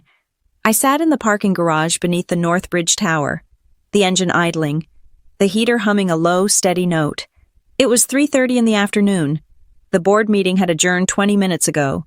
The motion had passed unanimously. The email notification had been delivered to the server at Cascade Harbor Medical Center at exactly 3:15. I watched the raindrops race down the windshield, blurring the concrete pillars of the garage. I was waiting. I knew the physics of a catastrophe. First comes the impact, then the shockwave, and finally, the noise. At 3:32, the noise arrived. My phone, resting on the passenger seat, lit up. It buzzed once, twice, then began a frantic, continuous vibration that sounded like an angry hornet trapped against the leather. The caller ID flashed Mom. I did not answer. I let it ring until it went to voicemail. 5 seconds later, it rang again. Mom. I imagined the scene at the Mariner's Crest Hotel. The champagne bubbles had likely gone flat. The air in the ballroom, previously thick with self-congratulation and the scent of expensive lilies, would now be electric with rumor. Marisol Grant had left the party. That was the first domino. The chief of surgery does not walk out of a celebration for her star fellow unless the building is burning or a VIP patient is dying. But Marisol had left without a pager going off. She had left after a phone call. She had left to meet with Northbridge. The phone stopped ringing. A text message appeared on the lock screen. Answer your phone. Emergency. Then another. Lauren is crying. Something happened with the hospital funding. Call me. I stared at the screen. My mother did not know she was texting the architect of the emergency. She thought she was texting a bystander. She thought she was texting the help. The phone rang a third time. This time, the ID read, Lauren. I let that go to voicemail too. I needed them to sit in the uncertainty a little longer. I needed the panic to strip away the arrogance so that when the truth finally landed, it would hit bare skin. A voicemail notification popped up. I tapped the speaker button, filling the quiet car with my sister's voice. She sounded breathless. Her voice pitched high with a fear I had never heard before. She was usually so composed, so clinically detached. Savannah, Savannah, are you there? Look, I know I said you shouldn't come, and I'm sorry if that hurt your feelings, but something crazy is happening. Dr. Grant just left. She said she was called into a strategic review with the Northbridge Endowment. People are saying the grant is frozen, the $50 million, Savannah, my fellowship funding, the new wing, everything. There was a pause, a ragged intake of breath. You work in nonprofit administration, right? You know how these things work. I don't know. Can you ask someone? Can you check your system or ask your boss if they've heard anything about Cascade Harbor? Maybe it's just a clerical error. Mom is freaking out. Please call me back. Ask your boss. I looked at my reflection in the rearview mirror. My eyes were tired, but they were dry. The irony was so dense I could almost taste it. She wanted me to ask my boss. She wanted me to appeal to the authority that she respected, unaware that the authority was sitting in a sedan a few miles away, wearing a suit that cost more than her party catering. I remembered a conversation from 3 months ago. It was a Sunday dinner. Lauren had just secured the fellowship. She was glowing, drunk on her own success. She had told the table, "The hospital got the Northbridge grant because of the prestige of our surgical team. They looked at our roster and knew they had to fund us. Excellence attracts capital." She had taken credit for the rain, never understanding that I was the weather system. She believed the money appeared because she was brilliant. She did not understand that the money appeared because I had spent 6 weeks convincing a skeptical board that her hospital was worth saving, despite its bloated executive salaries. Now, she was asking the admin girl to see if there was a clerical error. My phone rang again. Mom. I decided to answer this one, not to explain, but to listen. "Hello, Mom?" I said. Savannah finally. Diane's voice was a shriek. "Where have you been? I have been calling for 10 minutes. It is chaos here. Absolute chaos." "What is wrong?" I asked calmly. "It's the hospital. Some board of directors or whatever just pulled the plug on the money. Lauren is devastated. She thinks she's going to lose her position if the wing isn't built. You have to do something." "What do you want me to do, Mom?" "You work in this field," she snapped. "You know people. Call your supervisor. Call the manager of your office. Find out if this is real. Tell them Lauren is a doctor. Tell them there must be a mistake. Use your whatever you have. Do you have connections?" "I thought my job was just paperwork," I said. "Don't be petty. Savannah, not now. This is your sister's career. Just go into your office on Monday and ask someone important what is going on. Please." "I don't need to wait until Monday," I said. What do you mean?" "I mean, I don't need to ask someone important." "Savannah, stop speaking in riddles. I'm standing here watching my daughter cry." "Dr.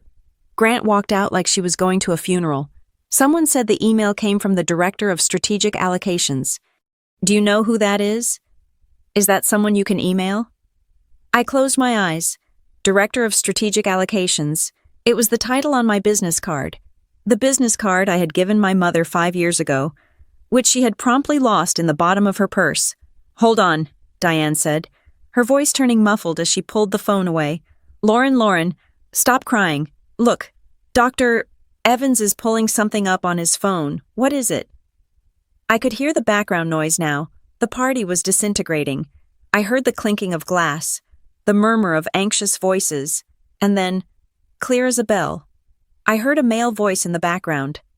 "I'm on the Northbridge website," the man said. "I'm looking for the board members. We need to know who launched this review. If we can find a contact, maybe the chief of staff can reach out directly."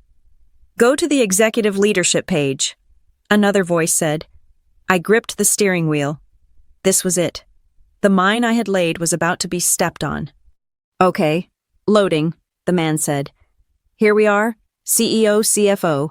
Here, Director of Strategic Allocations. That's the person who signed the freeze order." "Who is it?" Lauren's voice cracked in the background. "Who is destroying my life?" "The name is Jane Wright." The man read. There was a pause, a beat of silence that stretched across the city. "Right," Lauren said. "That's my last name." "It's a common name," my mother said to her, her voice trembling slightly on the line. "It's a coincidence. Jane Wright," the man repeated. "There's a photo." I could feel the blood rushing in my ears. I visualized the photo on the website. It was a professional headshot, taken in black and white. I was wearing the same structural blazer I was wearing right now. I was looking directly into the camera, unsmiling, powerful. It was not the face of a sister. It was the face of the endowment. "Let me see that," Lauren demanded. A gasp, a sharp, suffocated sound that was more shock than air. No, Lauren whispered. That's Savannah. Don't be ridiculous, Diane said. Snatching the phone or looking over her shoulder, I could hear the rustle of fabric. Savannah works in admin. She answers phones. She isn't. Her voice trailed off. That is her, Lauren said. Her voice was rising, climbing the ladder from confusion to horror. That is Savannah, but the name Jane, Savannah Jane, she uses her middle name. Read the bio, the man's voice insisted. Jane Wright oversees a portfolio of $800 million in regional health assets. She is the primary architect of the Northbridge Values Compliance Framework and leads the Strategic Allocation Committee. 800 million, my mother whispered. The number seemed to choke her. Savannah. She isn't an admin assistant, Lauren said. The realization was hitting her like physical blows. She's the director. She's the one who controls the money. She's the one Marisol went to meet. But she never told us, Diane stammered. She never said. We never asked, Lauren said, and in those 3 words, I heard the first crack in the glass house she had lived in all her life. She's on the phone, Diane said, suddenly realizing she was still holding her mobile. I'm still connected to her. The background noise ceased. It was as if the entire room had turned to look at the device in my mother's hand. Savannah, Diane said. Her voice was unrecognizable. It was small, frightened, stripped of all its maternal authority. Savannah, are you there? I am here, Mom. They are saying your picture is on the website. They are saying you are the director. I know. Lauren is here, Diane said weakly. She wants to talk to you. There was a fumbling sound, and then my sister was on the line. Savannah, Lauren asked. She sounded like she was 6 years old again, waking up from a nightmare. Savannah, tell me this is a mistake. Tell me you didn't just freeze $50 million because I didn't invite you to a party. It wasn't because of the party. Lauren, I said. My voice was steady, calm, the voice of the woman in the photograph. It was because of why you didn't invite me. But you're my sister. Am I asked, or am I just the embarrassment you needed to hide from your important friends? I didn't mean. You meant every word. I cut her off. You meant to separate the doctors from the support staff. You meant to create a room where only one kind of person mattered. Well, you succeeded. You are in a room full of doctors, but the person who matters is the one you left outside. Savannah, please. She was crying now, open and desperate. You have to fix this. You can't let them cancel the wing. It's my fellowship. It's my career. Just tell me what to do. Can you ask them to stop? I looked out at the rain again. The storm was passing, drifting south toward Tacoma. You are confused, Lauren, I said softly. What? You are asking me to ask them, I said. You still think there is a them above me that I can appeal to. You still think I am the messenger. I paused. I wanted to make sure she heard this. I wanted to make sure she understood the new geometry of our universe. There is no one else to ask, Lauren. I am the board. I am the decision. So, tell me. I gripped the phone tight. Do you want to ask your sister for a favor? Or do you want to ask the administrator of the Northbridge Health Endowment why your hospital failed its values compliance check? The line was dead silent. I could hear her breathing. I could hear the shattering of a lifetime of assumptions. She started, but the words failed her. I will be in my office on Monday morning, I said. If your CEO wants to save his funding, he knows where to find me. And Lauren? Yes, she whispered. Next time you check a guest list, make sure you know who is actually paying for the party. I ended the call. I placed the phone back on the seat. The silence returned to the car. But it was different now. It was not the silence of exclusion. It was the silence of authority. I started the engine. The dashboard lights glowed, illuminating the dark garage. I backed out of the space and drove toward the exit, leaving the shadows behind me. The phone rang again almost before I cleared the parking garage ramp. It was Lauren. I knew she would call back. The first call had been shock. This one would be the interrogation. I pressed the answer button on my steering wheel, my eyes fixed on the wet asphalt of 4th Avenue. "Hello, Lauren," I said. "Is it true?" Her voice was no longer frantic. It was trembling with a kind of terrified awe, the way someone sounds when they realize they have been sleeping next to a tiger. "I need you to say it clearly. Savannah, are you actually the person who decides the funding, or is this just a title? Is it just administrative oversight?" "It is not just a title," I said, merging into the traffic. "I am the Director of Strategic Allocations.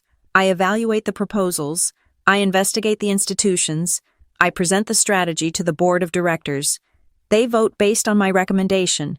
So, to answer your question, yes, I am the gatekeeper." "Oh my God," she breathed. I could hear the background noise of the hotel lobby, the hushed whispers of guests who were probably watching her pace back and forth. "You control $50 million. I control a portfolio of $800 million, I corrected her. "The $50 million for your hospital is just one line item on my spreadsheet." "Why?" she asked, the word cracking in the middle. "Why did you do it? Is this revenge? Is this because I didn't send you an invitation? Because if it is, Savannah, that is insane. You're punishing sick children because you're mad at me." "Stop," I said. My voice was sharp enough to cut through the static. "Do not use the children as a shield. Lauren, it is beneath you." "Then what is it?" "Because it feels like you waited until the moment I was happiest to pull the rug out from under me." "I didn't wait. Lauren, you handed me the evidence. You and Mom made a decision based on a set of values. You decided that my profession was a source of embarrassment. You decided that I couldn't handle being in a room with real professionals. You decided that status was more important than family." "Mom said it was to protect you," Lauren protested, her defense automatic. "She said the doctors would judge you. She said you would feel small." "And why is being judged something I should fear?" I asked, turning onto the highway on-ramp. "Why is their judgment the gold standard? Why do you accept the premise that their opinion of my worth is the only one that matters? It's not that, it's just they are intense. They judge everyone." "Exactly," I said. "They judge everyone, and that is why your hospital is losing its funding." "What?" "I froze the money because the culture you are so desperate to protect, the culture of doctors versus everyone else, is toxic. It is rotting your hospital from the inside out. I didn't invent that. Lauren, I just chose to stop ignoring it." "But it's just a party," she cried. "It's just a stupid baby shower." "It is never just a party," I said. "It is a symptom. You told Mom you wanted guests of a certain caliber. You wanted to look successful. You wanted to look like you belonged to the elite, and in doing so, you treated your own sister like a liability. If you do that to me, someone you claim to love, how do you treat the nurse who corrects your chart? How do you treat the janitor who mops your floor?" Silence stretched between us, humming with the vibration of the road. Lauren started, then stopped. "I didn't think it was like that." "You didn't think at all," I said. "You just assumed. You assumed I was small because I was quiet.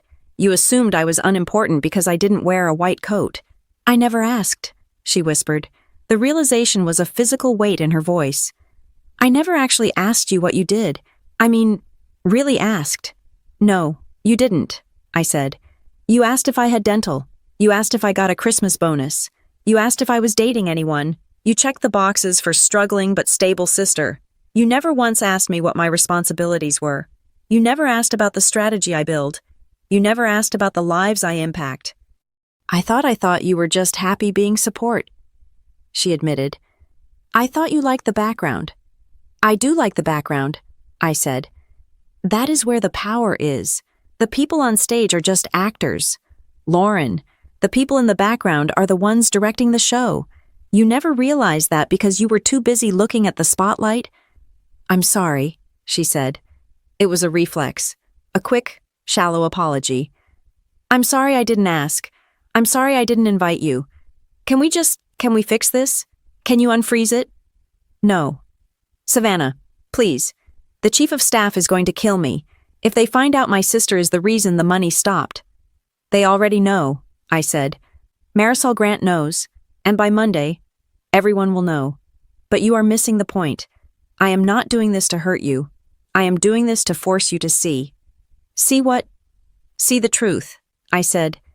You told me once that you felt sorry for me. You said you hoped I would find something fulfilling one day. I was trying to be nice. You were trying to be superior, I countered. You needed me to be smaller than you. Lauren, be honest. You needed the big sister who failed so that you could be the little sister who succeeded. My mediocrity was the backdrop for your brilliance. I heard a sharp intake of breath on the other end. It was the sound of a scalpel hitting a nerve.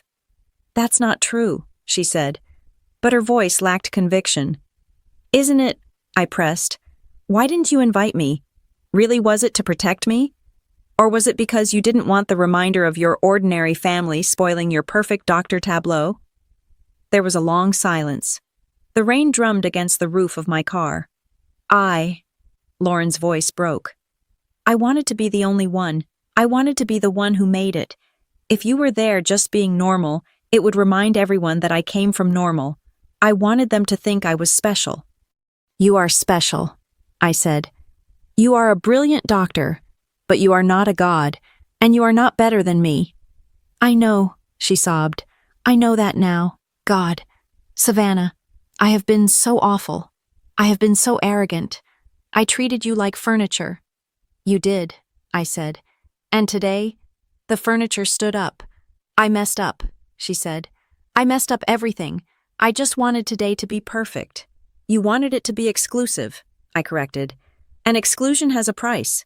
So what happens now? She asked. Do you destroy the hospital? Do you destroy me? I am not a destroyer. Lauren, I am an allocator. I allocate resources where they will do the most good, right now.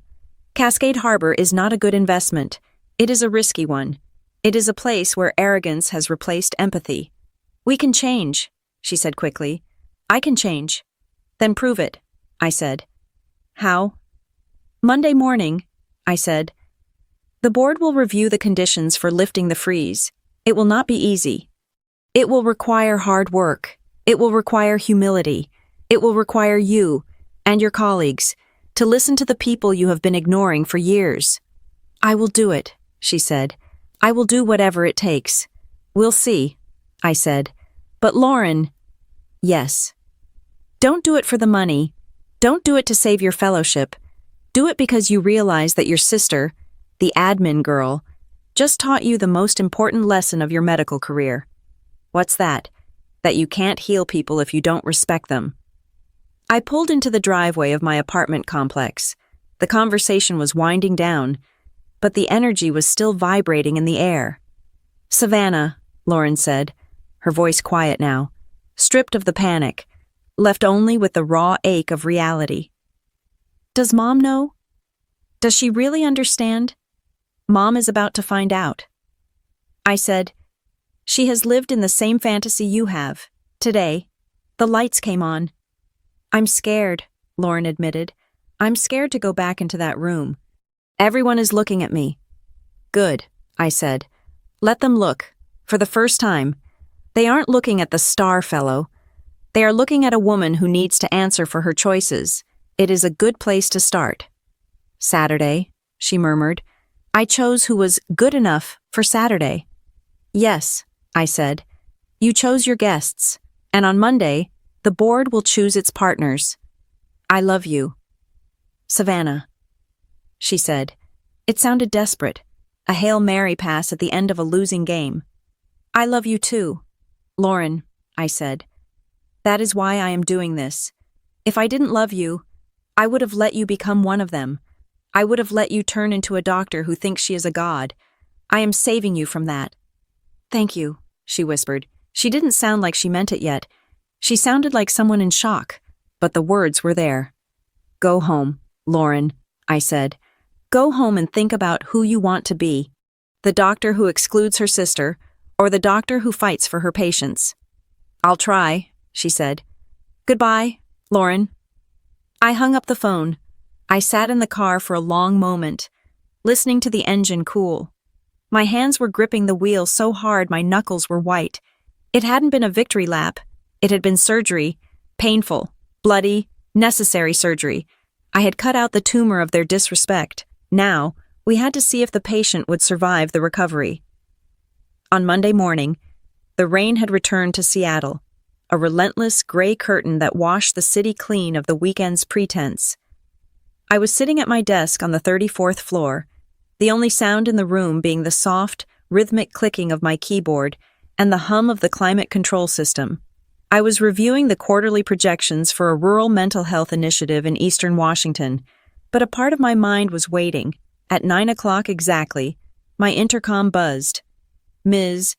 Right," my assistant Sarah said, her voice professional and crisp. "Your 9 o'clock appointment is here. Dr. Lauren Whitaker. She does not have a security clearance, so I had to sign her in as a visitor." "Send her in. Sarah, thank you." I stood up. I walked to the floor-to-ceiling window and looked out at the slate-gray water of Elliott Bay. I wanted to be standing when she entered. I wanted the visual to be complete. The heavy oak door opened. Lauren walked in. She was not wearing her white coat. She was wearing a raincoat, wet at the shoulders, and her hair was pulled back in a messy knot that suggested she hadn't slept in 48 hours. She took 2 steps into the room and stopped. For the first time in her life, my sister was seeing me. She didn't look at my face immediately. She looked at the room.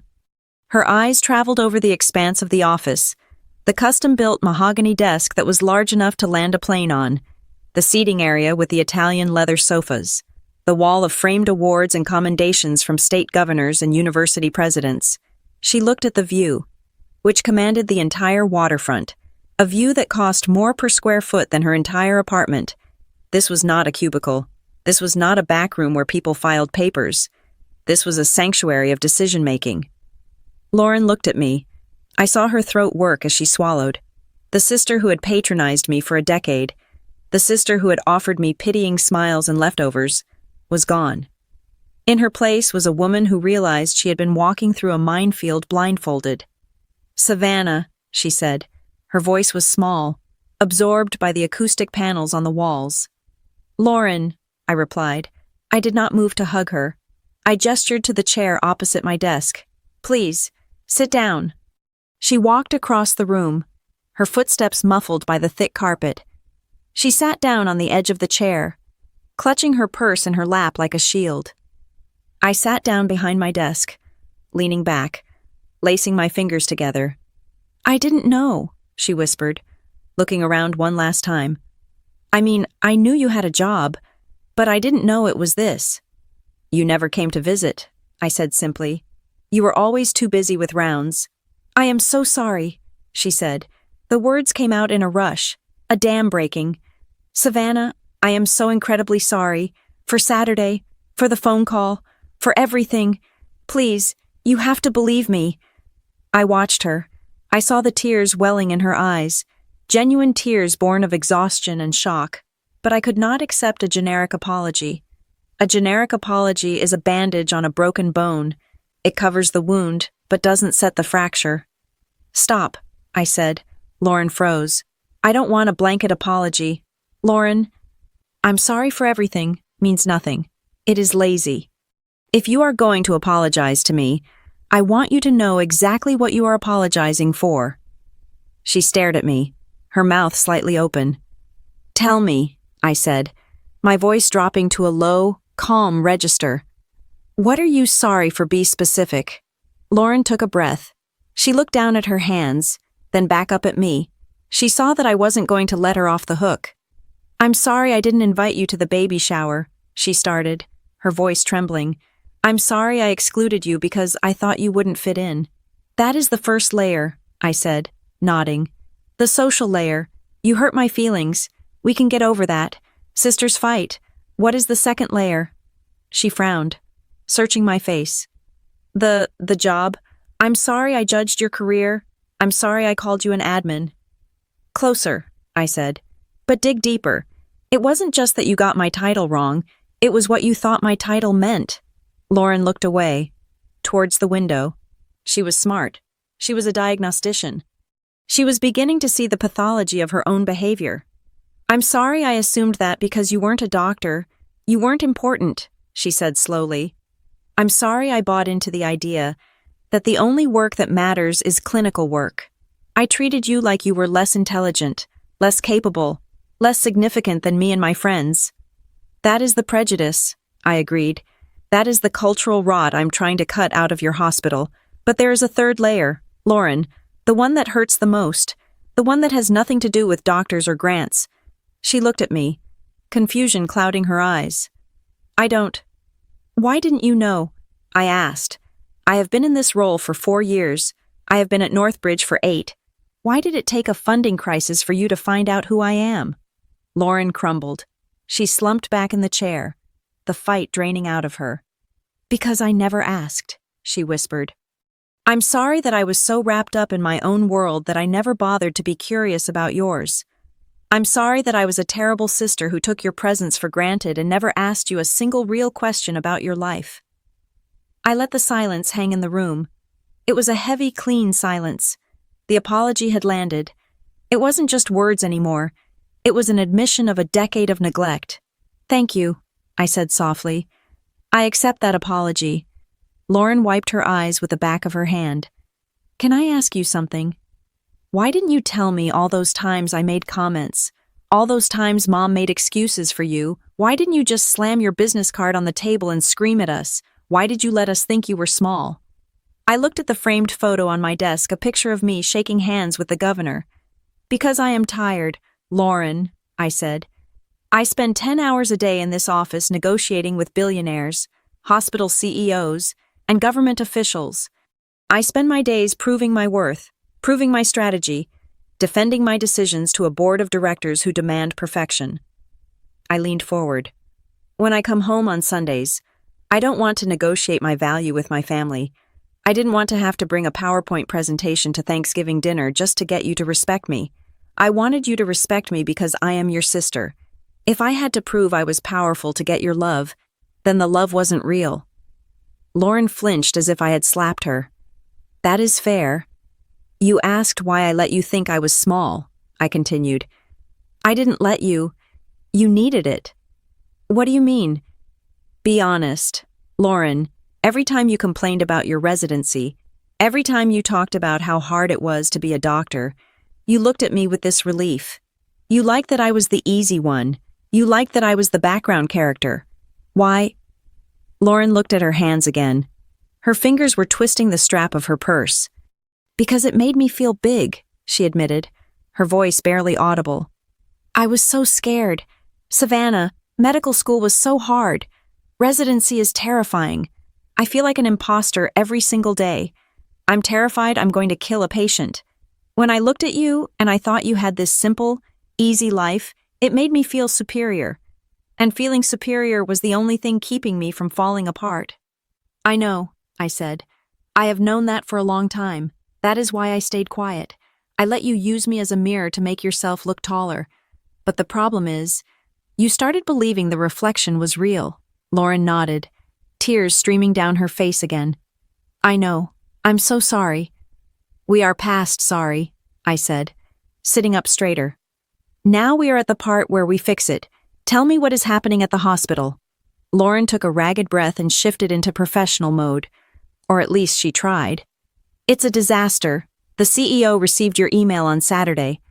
He called an emergency meeting yesterday. They are panicking. The construction is stopped. The contractors are threatening to walk. And everyone knows it's because of me. Do they? Yes. Marisol told the CEO what happened. She told him about the baby shower. She told him about the comments. I am the pariah. Savannah. I walked into rounds this morning and nobody would look at me. I'm not just the fellow who lost the money. I'm the symbol of the arrogance that destroyed the project. They hate me. She looked at me with desperate eyes. You have to help me. I'm not asking you to give the money back right now. I know you can't. But how do I survive this? How do I go back there tomorrow? I looked at her. I saw the fear. But I also saw the resilience. She was a Whitaker. We didn't break easily. I can save you, I said, but you have to choose how you want to be saved. What do you mean? Option 1, I said, holding up a finger. I can make a call. I can tell the board that the audit is a formality, I can tell the CEO that we will lift the freeze in 2 weeks if they issue a public apology. I can smooth it over. You will still be the girl who caused trouble, but the money will come back, and eventually, they will forget. You can go back to being a doctor, and we can pretend this never happened." Lauren looked hopeful. "And option two?" "Option two," I said. "You lean into the skid. You don't hide from the blame. You own it. You become the person who fixes the culture." "How?" "You go to the CEO, you go to Marisol, you tell them that you are volunteering to lead the internal review committee. You tell them that you want to be the liaison between the medical staff and the support staff. You become the face of the change. It will be painful. The other doctors will mock you. They will call you a traitor. They will say you are sucking up to the administration." I paused. "But if you do that, you won't just be the sister of the donor. You will be a leader.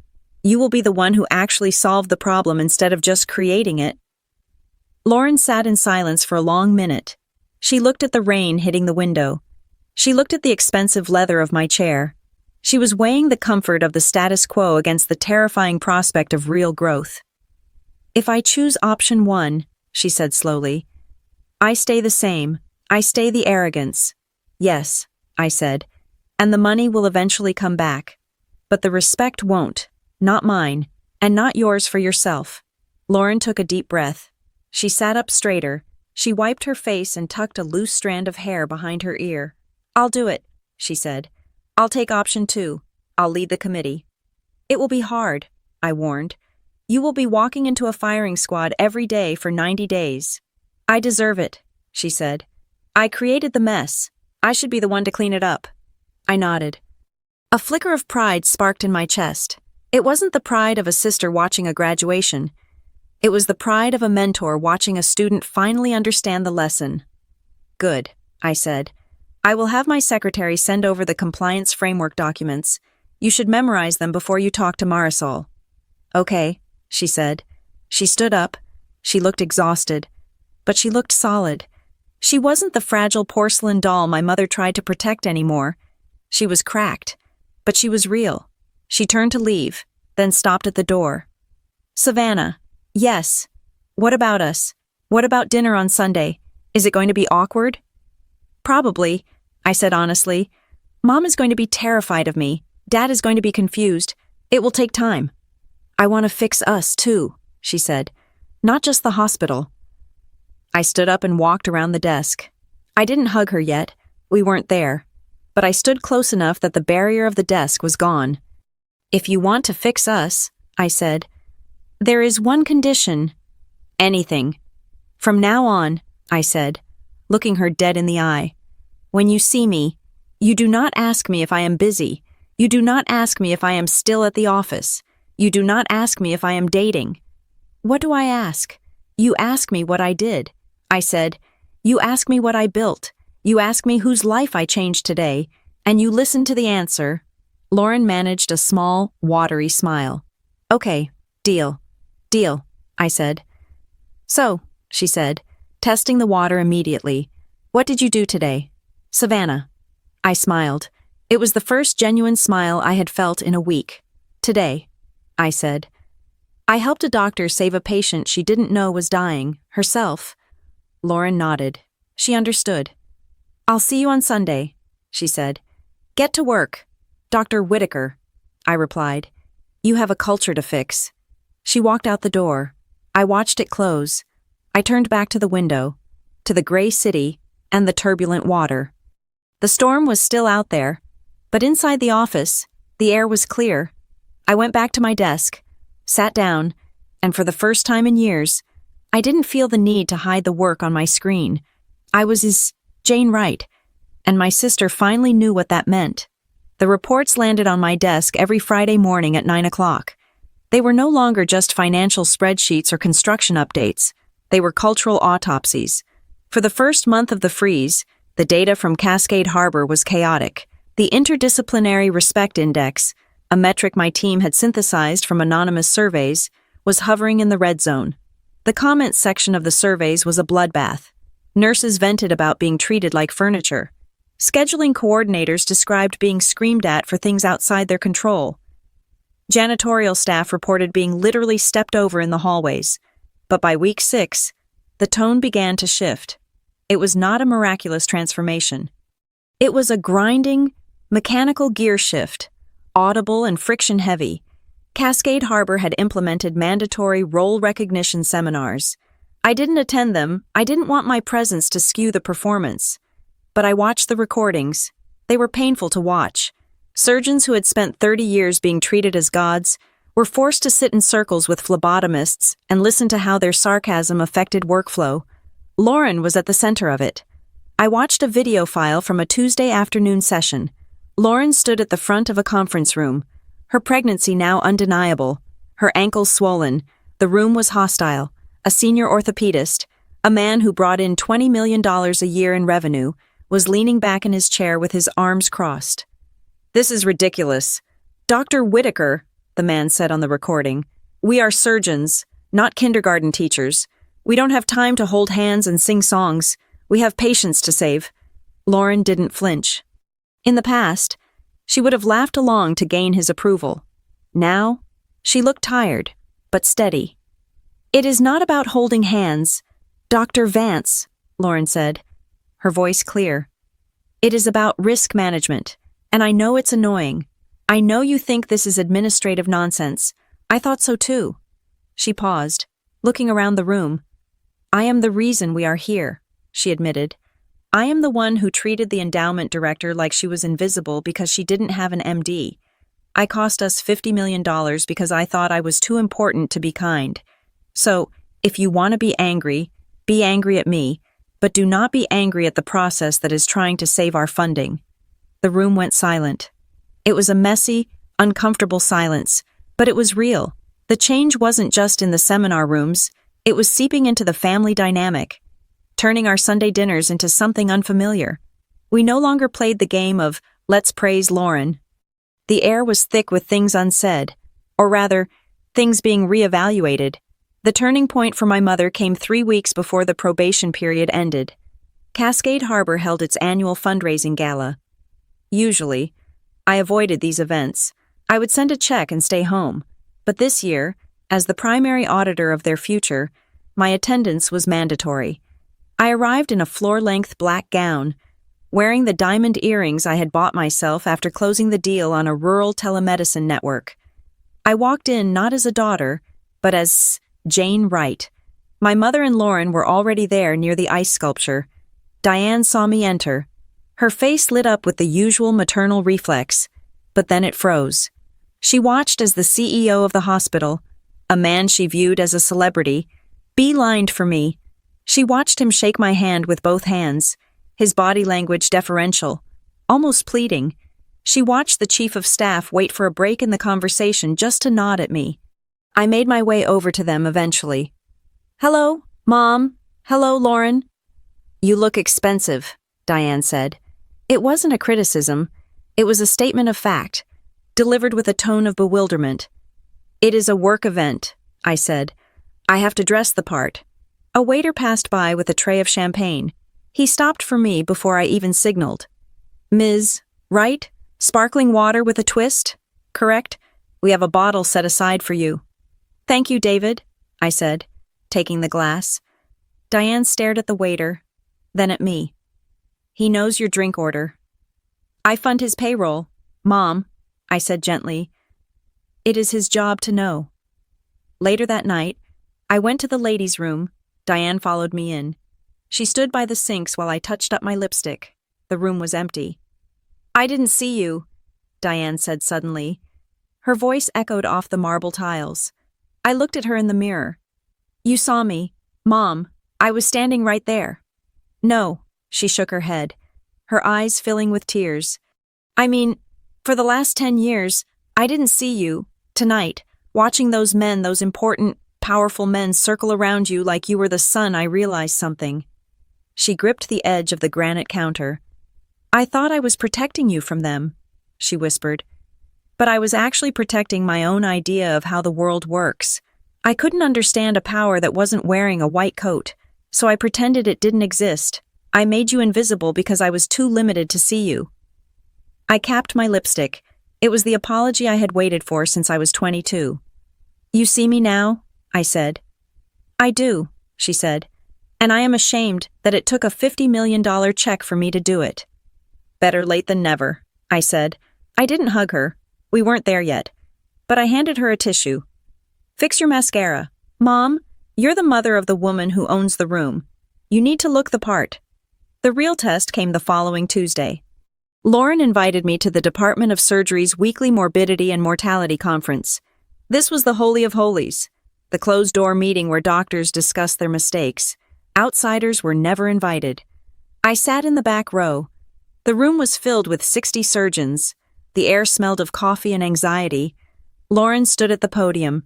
She looked huge in her maternity scrubs, ready to pop any day. "Before we begin the case review," Lauren said, tapping the microphone, "I would like to introduce a guest. Sitting in the back row is Ms. Savannah Wright." Heads turned, eyes narrowed. I saw the whispers. "That's the money. That's the freeze." "Ms. Wright is the Director of Strategic Allocations for the Northbridge Health Endowment," Lauren continued. Her voice did not shake. "She is here to observe our compliance with the new communication protocols. She is not here as my sister. She is here as the person who holds the keys to our research wing. I expect you to accord her the respect that position demands." She didn't apologize for me. She didn't soften my title. She stated my power as a clinical fact. I scanned the room. I was looking for the eye rolls. I was looking for the smirks. I saw a few. Dr. Vance, the orthopedist, looked bored, but mostly, I saw fear, and in the fear, I saw the beginning of compliance. Then, the moment happened, the moment that justified the last 80 days of stress. The chief of surgery, Marisol Grant, stood up. "Thank you, Dr. Whitaker. Before we move to the clinical cases, we have a housekeeping item regarding the anonymous reporting system." Marisol looked at a piece of paper in her hand. "We received a complaint last week regarding an incident in the ICU. A frantic nurse asked a resident for help with a crashing patient. The resident told the nurse, quote, 'Do not interrupt me while I am teaching. Fetch a junior resident.' The patient stabilized, but the delay was critical." Marisol looked up. Her eyes locked on a young, arrogant surgeon in the third row, Dirk Holloway. He was a rising star, brilliant with a scalpel, and known for terrorizing the nursing staff. "Dr. Holloway," Marisol said, "please stand up." He stood, looking indignant. "This is a clinical review. Dr. Grant, why are we discussing admin complaints?" "Because," Marisol said, her voice like ice, "under the new Northbridge compliance framework, treating a colleague with contempt is a reportable safety violation. Ms. Wright is sitting right there. She has the power to revoke our teaching status if we demonstrate a hostile learning environment." Holloway looked back at me. I held his gaze. I didn't smile. I didn't blink. I just tapped my pen against my notebook. "You have two choices." "Doctor," Marisol said, "you can apologize to the nursing team publicly right now and acknowledge that your arrogance endangered a patient, or you can pack your locker. We will not lose our funding for your ego." The silence stretched so tight, it felt like a violin string about to snap. Holloway looked around for support. He found none. His colleagues were looking at their shoes or looking at me. They knew the math. One career versus $50 million. Holloway swallowed. His face turned a splotchy red. He started. His voice choked. "I apologize. It was unprofessional. I prioritize my lecture over patient safety. I will apologize to the nursing staff personally." "See that you do," Marisol said. "Sit down." I wrote a single word in my notebook. Progress. It wasn't perfect. Holloway didn't mean it. He was just scared. But fear was a functional substitute for respect until the habit formed. The system was self-correcting. The invisible people had been given a weapon, and they were using it. 2 weeks later, the pediatric wing held its ribbon-cutting ceremony. It was a gray, drizzly Seattle morning, but the mood was electric. The building was beautiful glass and steel, filled with light. I stood on the dais next to the mayor and the hospital CEO. Lauren was in the front row, sitting in a wheelchair because she was 2 days past her due date. The CEO gave a speech praising the partnership. He thanked Northbridge. He thanked the community. Then he introduced me. And now, the woman who made this possible. Jane Wright. I stepped to the microphone. The applause was polite, respectful. I looked out at the crowd of doctors. We have built a beautiful building, I said. But a building is just a shell. The soul of this hospital is not in the glass or the steel. It is in the way you speak to one another in the hallways at 3 a.m. I paused. We have released the funds for Phase 1, I announced. The doors are open. Applause erupted. However, I continued, and the applause died down instantly. The board has voted to retain the freeze on the Phase 2 research endowment. That is another $25 million. It remains in a holding account. I looked directly at Lauren, then at Marisol, then at Dr. Holloway. We have seen behavior modification, I said. Now we need to see culture change. You have apologized because you had to. Phase 2 will only be released when you behave with respect because you want to. We will vote again in 6 months. It was a hard line. I saw the disappointment on the CEO's face. He wanted the full check, but I wasn't buying their obedience. I was leasing it. That night, Lauren went into labor. I was in the waiting room at 2 a.m. It was a different waiting room than the ones I usually inspected. It was warm, quiet. Diane was pacing. "She's doing great," a nurse said, popping her head out. "She's asking for Savannah." I walked into the delivery room. Lauren looked exhausted, sweat matting her hair to her forehead. She was holding a bundle wrapped in a generic hospital blanket. "It's a girl," Lauren whispered. I walked over. The baby was tiny, red-faced, squirming, a new life, a life that would never know the hierarchy unless we taught it to her. "She's beautiful," I said. "I named her," Lauren said, looking up at me. Her eyes were glassy with exhaustion, but clear with intent. "Oh. Jane," Lauren said. "Her middle name is Jane, like your professional name. So she knows who paved the road for her." I felt a lump in my throat that had nothing to do with board meetings or audit reports. I reached out and touched the baby's hand. "Hello, Jane," I whispered. "Did you really keep the money frozen?" Lauren asked, a half smile on her lips. "Even on the day your niece is born?" "Especially on the day my niece is born," I said. "I want her to work in a hospital that deserves her. We aren't there yet." Lauren nodded. She pulled the baby closer. "We'll get there," she said. "I know you will," I replied. "I'm not going anywhere." I looked at the baby, then at the monitors beeping softly in the background. The machinery of medicine was working perfectly, but the machinery of the human heart was still under construction. The check was still in my drawer, unsigned. And for the first time, I knew my sister was glad it was there. It was the only thing keeping them honest. The 90 days of probation expired on a Tuesday morning that was deceptively bright for Seattle. The sun was out, reflecting off the glass towers of downtown. But inside the boardroom of the Northbridge Health Endowment, the atmosphere was as tight as a drum skin. This was the final judgment. For 3 months, the $25 million earmarked for Phase 2 of the Cascade Harbor Pediatric Initiative had sat in an escrow account, frozen solid. Today, the hospital leadership had to convince us that they were warm enough to thaw it. I sat at the head of the table. To my right sat Robert Sterling, our chairman. To my left, the rest of the board. Opposite us sat the delegation from Cascade Harbor, the CEO, Dr. Marisol Grant, and sitting slightly apart from them, my sister, Dr. Lauren Whitaker. Lauren looked different. She was no longer the glowing, pregnant center of attention she had been at the baby shower. She was a new mother, back from maternity leave only a week. She looked tired, but there was a sharpness to her gaze that hadn't been there before. She wasn't wearing her white coat. She was wearing a simple navy suit, identical in formality to the one I wore. The CEO began the presentation. He was slick, polished, a man used to charming donors. He pulled up slide after slide of data. "As you can see," he said, using his laser pointer to circle a graph, "our internal satisfaction scores have risen by 15%. We have implemented the one-team protocol. We have established the anonymous reporting hotline. We have fired 2 attending physicians who refused to comply with the new conduct standards." He looked at us.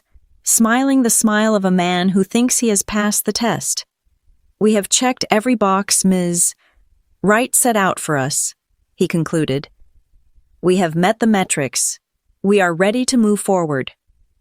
The room was silent. I didn't smile. I looked at the papers in front of me. The data was accurate. They had done the work, or at least, they had done the paperwork. Marcus Thorne, the venture capitalist on our board, leaned forward. He was the cynic of the group, the man who smelled blood in the water better than a shark. "The numbers are pretty," Marcus said, his voice dry. "But anyone can juice the numbers for 90 days when there is $25 million dangling in front of them. How do we know this isn't just a performance? How do we know you won't go right back to your caste system the moment the check clears?" The CEO stiffened. "I assure you, Mr. Thorne, the cultural shift is genuine." "Is it?" Marcus challenged. "Because culture doesn't change in a quarter. Culture takes a generation. You are asking us to bet a fortune on the idea that a bunch of surgeons suddenly decided to be humble." The CEO opened his mouth to argue, but a voice cut across the room. "He is right." We all turned. Lauren stood up. The CEO looked at her with a mix of alarm and warning. Lauren ignored him.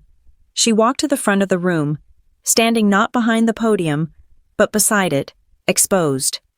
"Dr. Whitaker," Robert Sterling said, "you have the floor." "Mr. Thorne is right," Lauren said, looking directly at Marcus, then at me.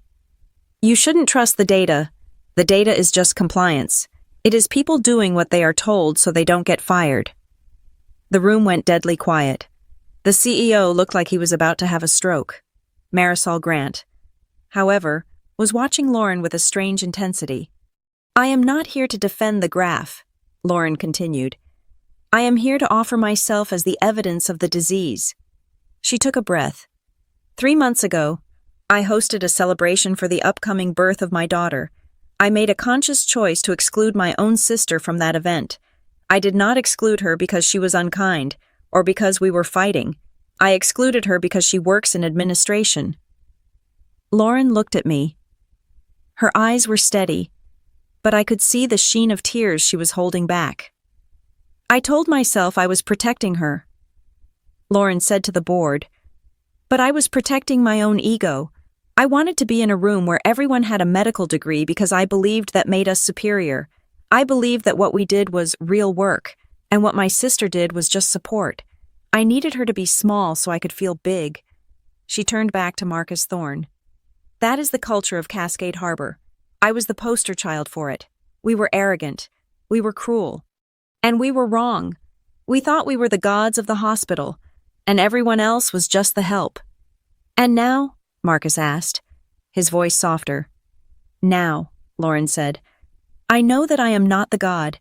I am just a mechanic for the human body, and without the people who manage the funds, who clean the rooms, who schedule the surgeries, who comfort the families, I am a mechanic without a garage.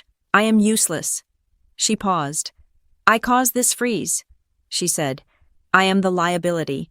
If you decide not to fund us today, I accept that. Because if we are only changing to get the money, then we don't deserve a single dime. We should only get the funding if you believe we have actually learned that healing is a team sport." She sat down. The silence that followed was different from the silence before. It wasn't tight. It was heavy with the weight of truth. The CEO looked down at his hands. He realized that his polished graphs meant nothing compared to the confession of the woman who had started the fire. I waited a moment, letting the words settle into the wood of the table. Then I leaned forward. "Thank you. Dr. Whitaker," I said. I looked at the CEO and Marisol. "The board has heard the data. We have heard the testimony, but I have one final question before we vote." Marisol nodded.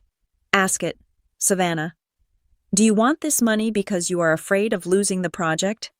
I asked. "Or do you want this money because you finally understand that you cannot cure a patient in a building built on contempt?" Marisol looked at me. "We want it because we understand. We learned the hard way, but we learned." "Very well," I said. "We will vote." I passed out the paper ballots. This was not a show of hands. This was a secret vote. The future of the hospital wing, and the vindication of my entire career, came down to 9 pieces of paper. The scratching of pens was the only sound in the room.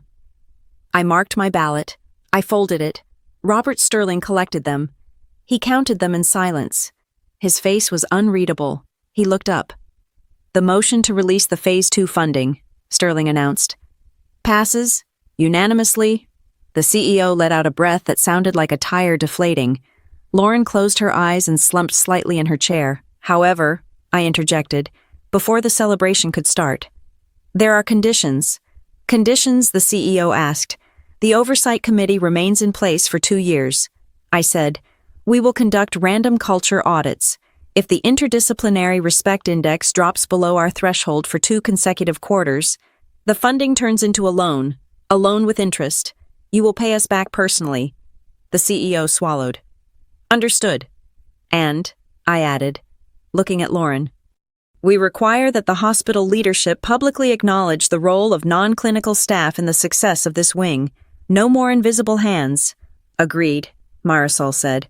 2 weeks later, the ribbon was cut on the Phase 2 expansion. The rain held off, and the sky was a crisp, brilliant blue. The crowd was larger this time. Doctors, nurses, donors, and press gathered in the atrium of the new pediatric center. I stood in the crowd. I had declined a seat on the stage. I wanted to see this from the ground. I wanted to see if the change looked real from the perspective of the people who usually stood in the back. The master of ceremonies, a famous local news anchor, stepped up. "Today we celebrate the doctors," he began, reading from the script. "But we also celebrate the invisible hands, the administrators, the custodians, the social workers, the people who make the miracle of medicine possible." It was a small line, but it was there. And for the first time, I saw the nurses in the crowd nod. They weren't rolling their eyes. They felt seen. Then Lauren took the stage. She was holding her daughter, Jane, who was now 3 months old and looking around with wide, curious eyes. "I was asked to speak today about the future of medicine," Lauren said into the microphone, "and I brought the future with me." She bounced Jane gently. "But the future isn't just about new machines or new drugs. It is about a new way of seeing each other." Lauren looked out into the crowd. She scanned the faces until she found me. I was standing near a pillar, half hidden by a fern, comfortable in my observation post. "I would like to introduce you to someone," Lauren said. "She is standing in the back, because that is where she prefers to work, but she is the reason this building exists." She pointed at me. The crowd turned. "This is my sister," Lauren announced, her voice ringing clear and proud across the atrium. "Savannah Wright. She is not a doctor. She is the director of the Northbridge Endowment. But more importantly, she is the person who taught us respect. She taught this entire hospital that you cannot claim to care for life if you do not value every single person who helps sustain it." The applause started slowly, then built. Marisol Grant started it, then Dr. Holloway, then the nurses. Soon, the entire room was clapping. They weren't clapping for the money. They were clapping for the truth. I felt a heat rise in my cheeks. But I didn't look away. I nodded to Lauren. She smiled, shifting Jane to her other hip so she could wave. "Thank you, Savannah," Lauren said, "for not letting us stay broken." The circle closed 1 year later. It was a Saturday in May. The rhododendrons were in full bloom, exploding in pink and purple all over the city. I walked up the familiar driveway of the Mariner's Crest Hotel. The valet opened my door. "Welcome back to the Mariner, ma'am." "Thank you." I walked into the lobby. It was the same lobby where, a year and a half ago, I had been the ghost at the feast. The same chandeliers, the same view of the water, but the air felt different, lighter. I held the invitation in my hand. It was not a heavy cardstock embossed with gold. It was a simple, handwritten note on creamy paper. "Jane's first birthday, Mariner's Crest Hotel, 2:00 p.m., and at the bottom, in Lauren's messy Dr. Scrawl handwriting, "Please come. This time, I am not inviting you because of your title. I am inviting you because you are my sister, and because Jane needs her Auntie Savannah." I walked toward the ballroom. The doors were open. I could hear laughter. I could hear music. I stepped inside. The room was full. There were doctors there. Yes, Marisol was holding a glass of punch. Dr. Holloway was chasing his own toddler, but there were also nurses. The hospital scheduling coordinator was sitting at a table with my mother. The receptionist from the pediatric wing was holding a balloon. It was a mixed room. The lines had blurred.